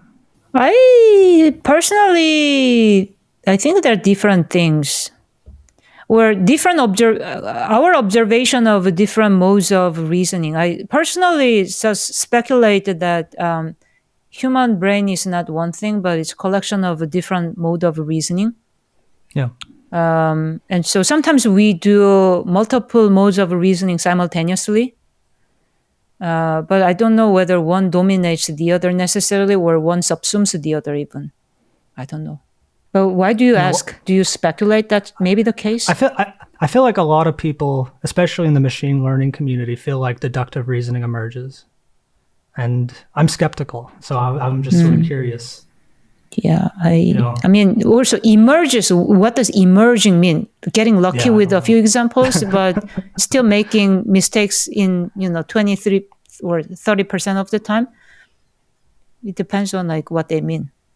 Yeah, everybody has like a different definition of AI. How would you define it? Oh, well, I'm happy with any computational systems that try to solve some narrow or broad aspect of intelligence problems, something to do with language or something to do with perception. Even Google search is a case of intelligence problem to me. I see. Let's talk about morals a little bit. Can machines learn morals? Good question. So in my lab, we did this Delphi experiment, and we found that it's surprisingly better than we would have imagined, but unsurprisingly not robust when you try to deliberately come up with adversarial examples. Now, there's a different question about should machines learn morality. I personally believe that it totally should, because AI programs are already making decisions or predictions that have moral implications or safety implications. So in order to avoid predictions or generations that have such implications, this includes racism and sexism, by the way. So in order to avoid those cases, or generating output that can harm people, even if it's not racism or sexism, but having safety implications. So that is a case of moral implications. So I do think AI need to learn human values such that it can at least avoid obvious harms. It shouldn't, on the other hand, enforce a particular moral framework to everybody, because humans don't do that. We humans, for example, respect each other's religions if they have one, as opposed to enforcing one's religion to other people. That would be like really horrible in general. That's where wars begin. We shouldn't do that, and AI shouldn't do that. Just AI should reflect different worldview, different moral frameworks, different values, different cultural norms, while avoiding really obvious harms. I don't even know how to ask this question. You ever sort of think of it from like a meta-ethical lens, like how we get our ethics, not necessarily applying our moral system, but how can we get a new ethic? What do you mean? Like we meaning we humans, how did we acquire it? Or we meaning how do we build the machines to do it? So like where do our ethics come from? You know, like it seems very possible that we somehow formalize ethic or some culture's interpretation of an ethic, and then we do supervised learning, and then we ask it to just go to town, right? Do you think we could maybe do it for something, you know, richer, like like figuring out like why our ethics are the way they are, what they should be? So there's a lot of this research I realize done outside the computer science, such as moral philosophy and moral psychology, or moral development psychology, even about how human babies acquire moral concept. You know, to some degree, they acquire this from observations, because at first they cannot move very much, so they kind of watch. And it's really striking that early on, they already start having some notion of helping someone. They volunteer to help. They don't have to help, but you know, when they see someone struggling, they feel like to help. So it might be that to some degree, it's sort of some sort of like innate quality that human brain already has. And then there is some speculation or research about how we might also learn for ourselves, which is also why eventually children might defy their parents, you know, and then support different political parties even. And then, you know, there are cases in which these young adults, as they grow up and then start having certain belief and moral agenda, they might even be willing to do some potentially immoral acts like lying or even violence, because they feel like, you know, the means justify their ends for what they believe in. So in this regard, they don't just acquire moral concepts from just supervision. They think for themselves, and then they develop their own ethical viewpoints. So humans are some combination of probably combination of innate design of our brain being that way, combined with upbringing where parents tell them what to do or teachers telling them what to do. And then, you know, we try to abide by that to some degree. And then, you know, eventually we start having our own belief. So it's a combination of the three. And it could be that AI also needs to be a combination of the three, or maybe, you know, it's a combination of the two of the three. Who knows? It's a wildly unexplored area of research. You know, I was wondering if we like say we fix a culture, fix an ethic, right? And we just get so consumed. If AI keeps going the way it is now, we're almost, I wonder one day if we're even going to interact with other human beings. We might only ever interact with other AI. I don't know. Down the line, like several years. Sometimes I wonder if we program like a culture or an ethic, could this be the end of culture, the end of ethics? No, in the sense that, so maybe the subtext of it is that humans somehow choose to interact only with AI because human likes AI so much. I, on the other hand, have, who knows who's right, but I speculate that humans have a bias toward the bio beings. So we humans, I think, you know, it doesn't matter what you and I think, by the way, just people at large, they might have a bias toward bio beings. So even as AI becomes a powerful tool, potentially replacing some jobs far into the future, some humans might still want to opt for human companions, human doctors, human lawyers, human drivers, if they want it. And then there's some possibility that, by the way, that human might be no longer human as in original, how human used to be in 2022. In the future, human might be some combination between human and AI, in the sense that, you know, before you do podcast, you know, you ask GPT-5 or GPT-10 to come up with all the philosophical questions, and then you revise a little bit, but it's actually GPT-10 doing all the job. Who knows? And then, counter to that, I ask GPT-11 to answer your questions, and then I revise mine a little bit. But my speculation though is that this culture and ethics, these are, first of all, moving targets. We tend to revise our thoughts around it as humans going forward. And then the other thing is this. We are very different beings. Like one thing that I think a lot about these days is value pluralism. We individuals, that's something really fascinating about human learning. You and I have a different learning objective. And then, other people have a different learning objective too. So, some people's learning objective is to get as good grade as possible, while others' learning objective might be as having many papers as possible, while yet other people might care more about what I want to do. I'm just interested in this. And then other people might worry more about whatever is getting tweeted the most is exactly what I want to work on.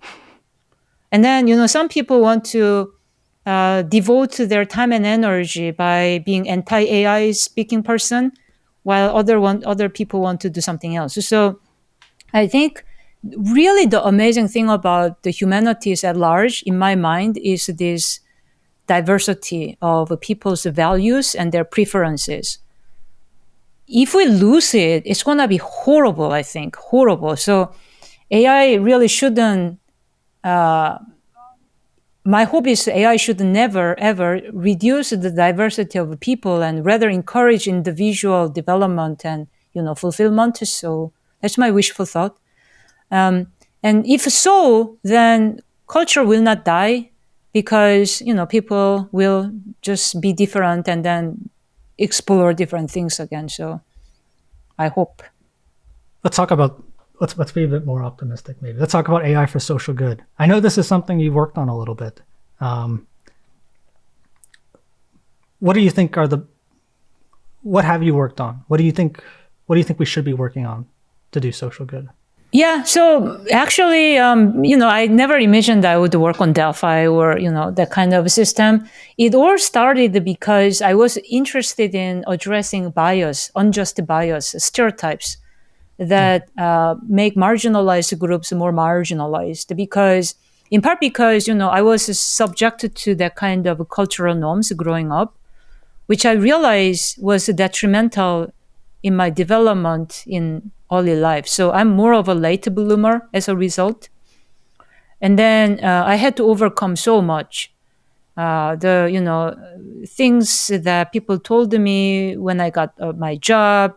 One professor came to me at a conference, told me that, that you got your job only because you're a woman, right? Like, I still cannot forget this. This actual conversation that did happen. Oh. And the thing is, this is not even the one story that I have. It's recording things going on and on. And so, okay, but, it happened to me and it's okay if it happened to me because I'm resilient and tolerant, whatever. But the bigger problem that I see is the next generation students who I realize is also subject to this type of stereotypes, which is, very difficult for me to look at. So my lifetime mission is to do something about it. And as a result, I started working on computational methods that can better understand these hidden biases in language that reinforce stereotypes that people have about different gender and different racial backgrounds. And so it started from there. And naively, I used to think it's just that. But then I realized the nuanced problems are almost always about common sense problems. And then, they're somewhere in between just like a simple racism detection versus more of this moral questions. So I realized that everything is interconnected. So that's how I started working on. And really, the problem that we face with the AI models having unjust bias and toxicity is human problem. It's all coming from humans being sometimes horrible to each other. Yeah. They lie to each other. they are unfair to each other, unfortunately. Especially the online web data reflects that. So it's almost like AI today, in my mind, is mirror reflection of what humans are. And so the question is, can we make humans better somehow by being able to help reducing toxicity and unjust biases going forward? And so, that's one way to do AI for social good. Right now, fake news is a huge problem. Yeah. So that's something else we need to worry about. And I broadly like, research that tries to help with medical challenges. We really need to do more such research. I feel like misinformation is a huge problem in today's society. You know what? GPT-10's not going to solve it. That's exactly when understanding is not there. Understanding is not there, so it cannot really detect all this misinformation. Yeah. Do you think AI will be misused in this sense? Like, say somebody comes up with a model that can perfectly classify fake news. Someone will probably claim this eventually. Yeah. Anything can be misused. So how can we let's say someone did propose this model and people started trusting it. I sometimes worry if we really should. Yeah. So I think the problem is this: there's no perfect fake news classifier possible, period, because even human beings don't agree. What is fake news? Where did the COVID virus came from? Some people believe in one news, other people believe in another news. Is the vaccine actually working or not? Some people believe the vaccine doesn't work. In fact, some, president of a country might not even believe that very much, to some degree. Yeah. So, I think there's one big problem with misinformation is that it's actually used as a tool by political parties. And in that context, it's really difficult to have a gold label that people actually agree on.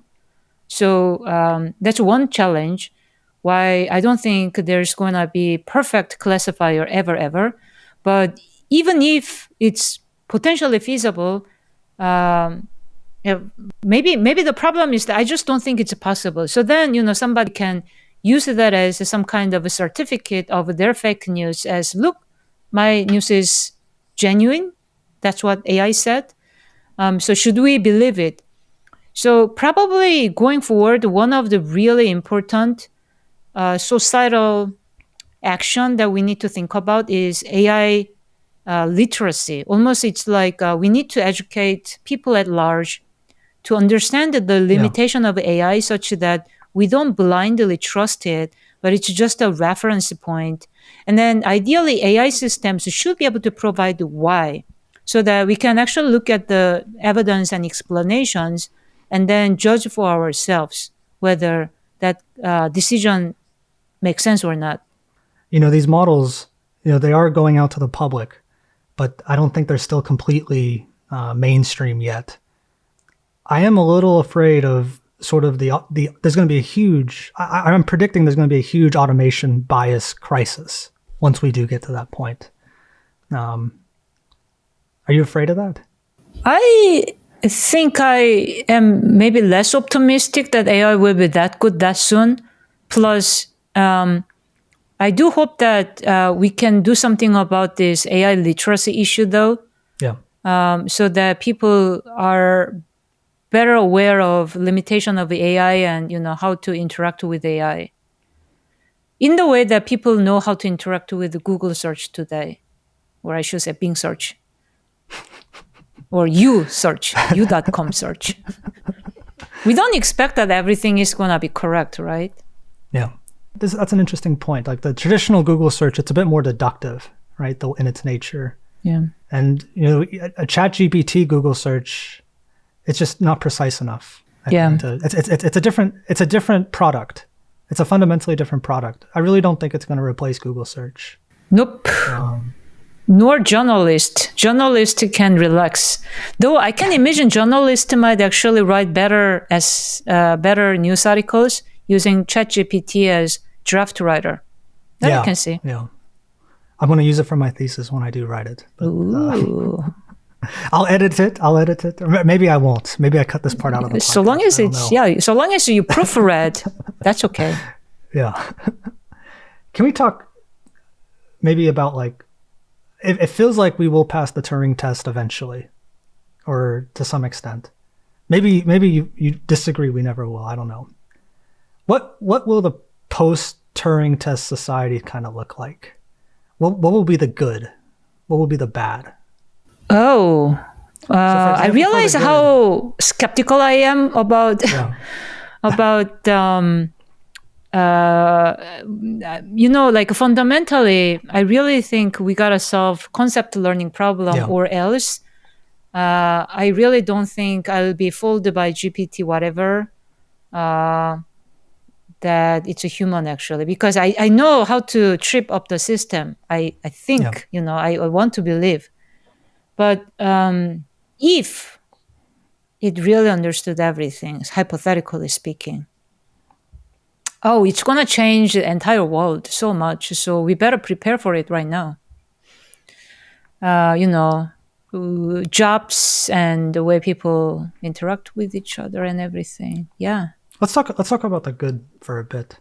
I think one problem the world has is, there's more. It seems like there's more men than women, right? And this is sort of creating a bunch of lonely men, and people are lonely for other reasons too. This could really help with that, you think, right? It's like do you think people will find companionship? Oh yeah. I mean, some lonely people will get some companionship from it. That I can totally see, especially old folks, people who are very, very shy might end up doing that as well. I see Twitter ads for startups that are already trying to do this. I don't know how successful they will be right now. I saw this in an episode of Black Mirror. What about like one of the most devastating feelings is when you lose a loved one? Yeah. Training an AI to sort of, even though they're not real, just to sort of help heal a wound. Yeah. Yeah. Do you think this will be useful, or? Yeah. Or do you think it'll just feel fake? People are different. That's one fundamental belief I have, is that people are different. I can totally see that for some people, this is a wonderful thing. Is it a healthy thing? I don't know. Maybe it is, so long as there's no side effect for that person's life. But I can see that happening. What about the bad? Like say we have these, fancy chatbots that are Turing test possible. What could the most malicious do with it? Probably boils down to people doing horrible things to each other using it, right? But otherwise, if machine becomes so good at it, I wonder whether it's going to make people better at it too somehow. Like if a machine is so good, and then people keep practicing, interacting with it, and then machine might guide the person to be more polite and pleasant. Who knows? If it's that good, then maybe... The first thing that comes to my mind is like scamming.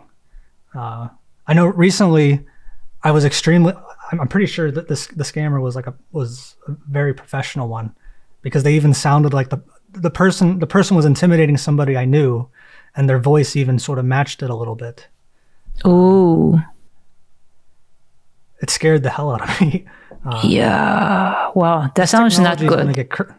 This technology, voice synthesizers, just like bots for scamming. Yeah. Hopefully, security research should catch up. I mean, social. It's hard to do security engineering for for these social engineering sort of problems, though. I mean, as in what I meant was, when you speak to somebody over the phone, I assume that the scammer is faking both the video and audio, as well as the account. But if account is not hacked, that would help somehow. If the account is verified, and there's signature that verifies the genuineness of the account, that would help. But if the account is hacked, and that's a different story.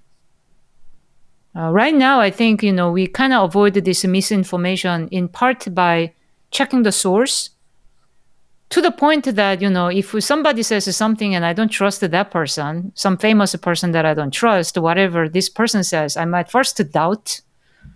So that's sort of like a source-based checking that we tend to rely on. And same deal with the news article, depending on which news media news is from, we have a different level of trust. And so that might help to some degree. But, if we talk to anybody on any, I don't know.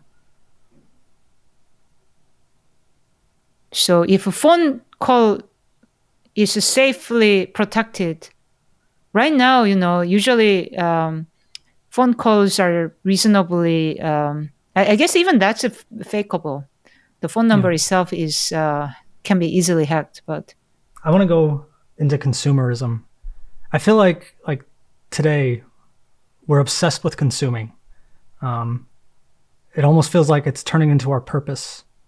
What are your thoughts on AI and consumerism? We have a lot of people are throwing out this idea of surveillance capitalism. Google knows that your daughter is pregnant before she does, based off of her search history. But there's a lot of convenience to it, right? Like AI does make it easier to consume. You have any thoughts here? Yeah, I mean, it seems that the problem boils down to this advertisement, right? Yeah. Because if there's no advertisement, then it will be better. But the advertisement these days are so blended into the social media content itself. Personally, I feel like this really boils down to not just consumerism, but also there's another aspect of it, which is dramatization and increasing engagement by provoking more violent and divisive content, right? Yeah. So for me, these two things are both more of a real problem that impacts human society already right now. With or without AGI tomorrow, it's already badly influencing us right now. In both the cases, there are actually humans involved in controlling the AI behavior, algorithm behavior, because it's humans who decide whether, you encourage more clicks, more engagement at the cost of letting violence happen or not. So this seems to be where really some kind of regulation can really help, such that maybe social media companies, if there will be a next one, should really, ideally, the company itself should try to do the right thing by trying to promote some kind of benefits and goodness in the humanity, for example, by promoting ideas about minimalism or, climate change, helping with the climate change, or helping with really difficult situations in Ethiopia and so forth, or Ukraine. So there's some ways in which we try to balance the things out at the social media platform level. But if not, maybe we could also talk about regulations so that there's some limit to which how much you want to optimize it for your company fit does, worrying about the healthiness of the society. I thought your phrasing was interesting on talking about social media, if there is a next one. Yeah, there's one collapsing right now, unfortunately. I feel like AI is really manipulating people right now, and people just don't realize it, especially on platforms like Facebook and Twitter. There's this one emotion that really gets, at least me, to click on things. If I see an article that makes me angry, I almost always click on it, right? I want to see. I don't know. Maybe I'm a masochist, but anyway, I always seem to click on articles that make me frustrated or angry because I want to understand how, there's a ridiculous headline. I don't understand. It just makes me feel something, and I want to just either get mad or try to understand what they're talking about. And I feel like maybe platforms like Twitter, they sort of optimize this. They sort of optimize for anger. And the reason why I'm starting to wonder if this sort of cancel culture, this sort of, maybe wokeism isn't the right one, but there's something that's coming from the fact that we're all using this algorithm that is just trying to make us angry all the time. Yeah. And we're addicted to it. Yeah. It's changing us as a people, I think. Yeah. What do you think? First of all, I noticed that too on Twitter and Facebook. For some reason, I don't feel very good. So I don't scroll very much. To be honest, every New Year, at the beginning of New Year, I'm thinking, I should have a more social presence and tweet some fancy tweets in the way that really smart academics do about papers and such. But I go there and then I don't feel very well. People shooting each other down, basically verbally abusive tweets about each other. And I just cannot look at it. So I guess in my case, I just don't want to see it. So I am able to not to see very much. So by being remote, I was logged out of Facebook for a long time, as a matter of fact. Like if people send me messages, I have no idea. And so I found TikTok, on the other hand, can I say this?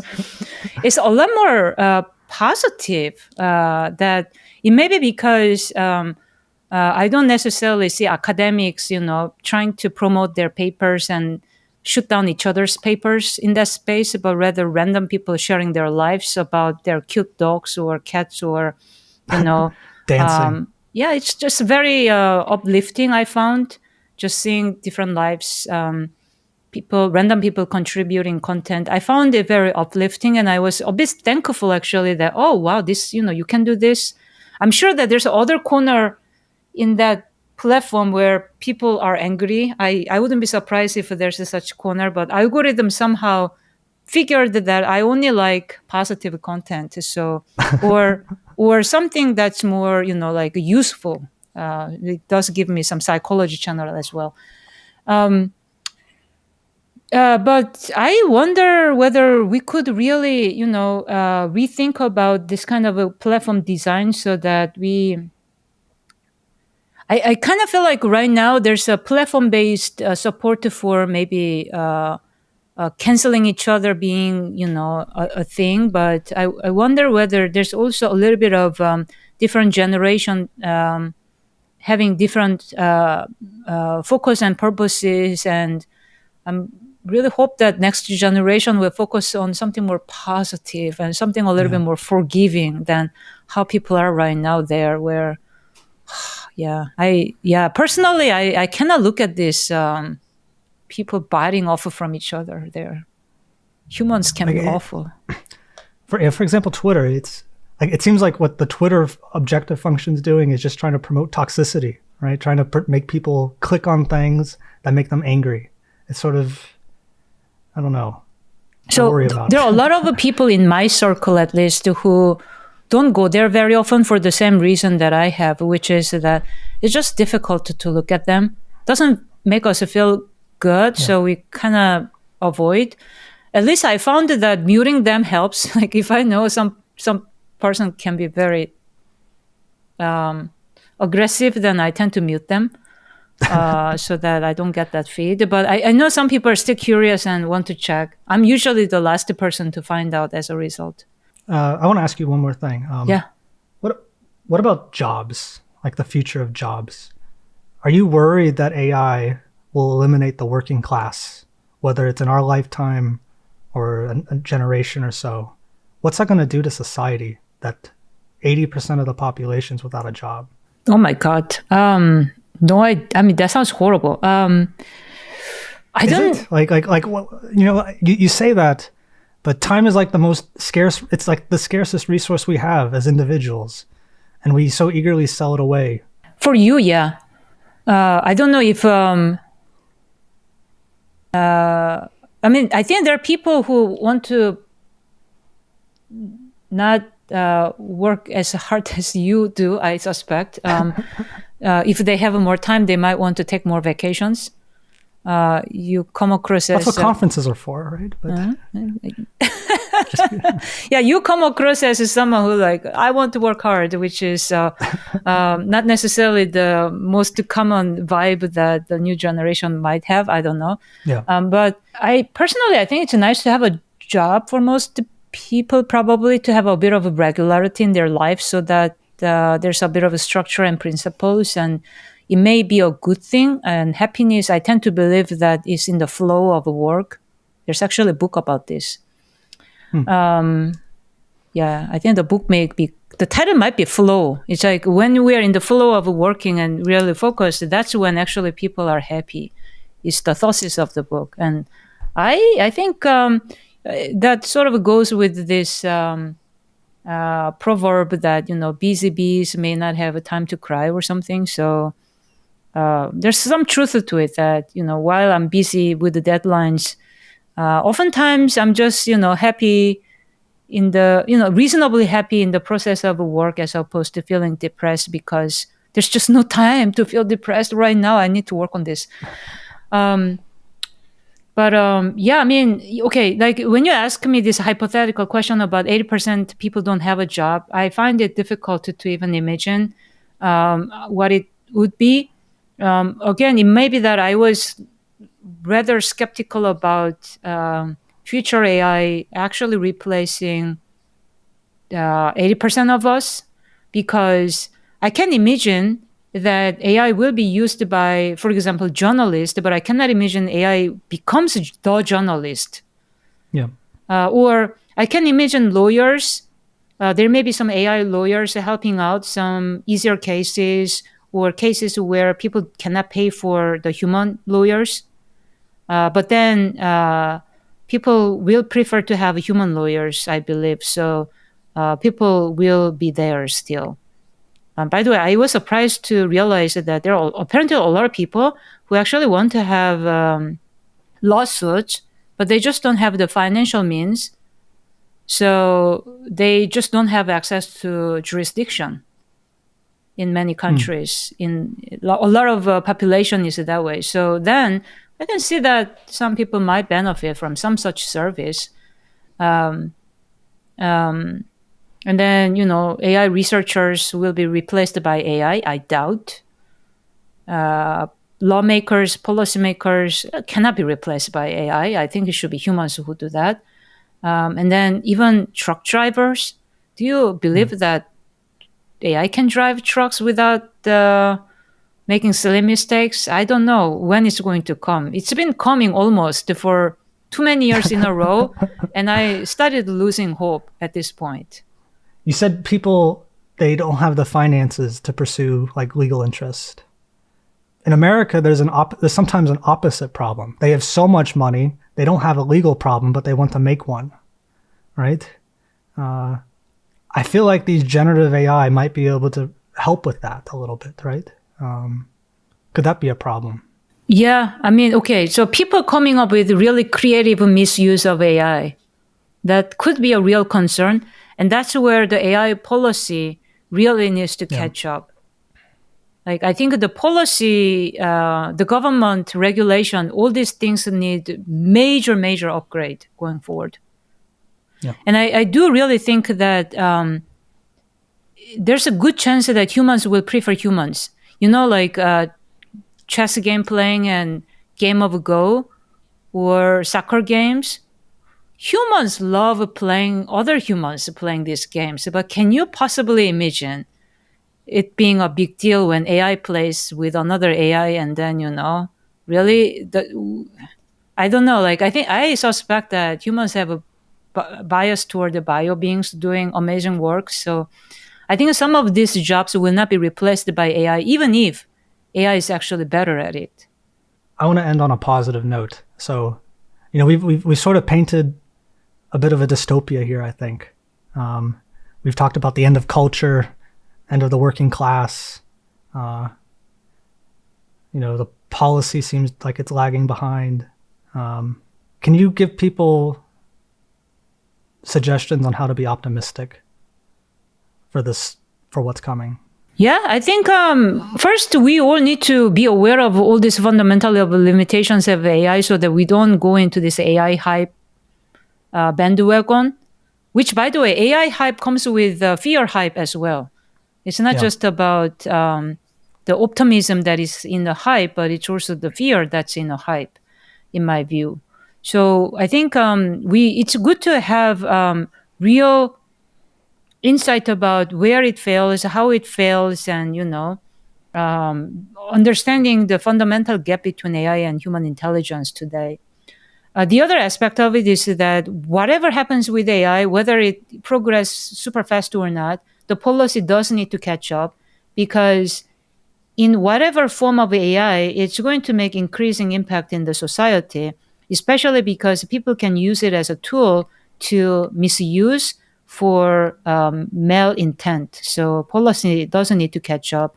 And but having said that, I think there's a lot of good opportunities for developing AI for positive societal impact if we want it. And so I would love to see more such effort in the community than how much it is there right now.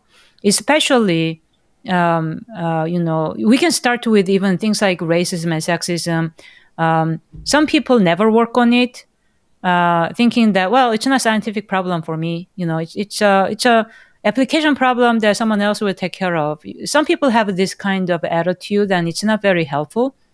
Because first of all, it's not application problem. It's actually not that easy to solve. There's a fundamental science problem as to why that's so hard. And it's not just like a classification problem that your magic neural network can solve, so long as you have your better neural network developed. It's not like that. There's a lot of this nuanced social common sense, moral reasoning, all that is in play that current models cannot really sufficiently address. And so it's a real intellectual problem that anybody can contribute to.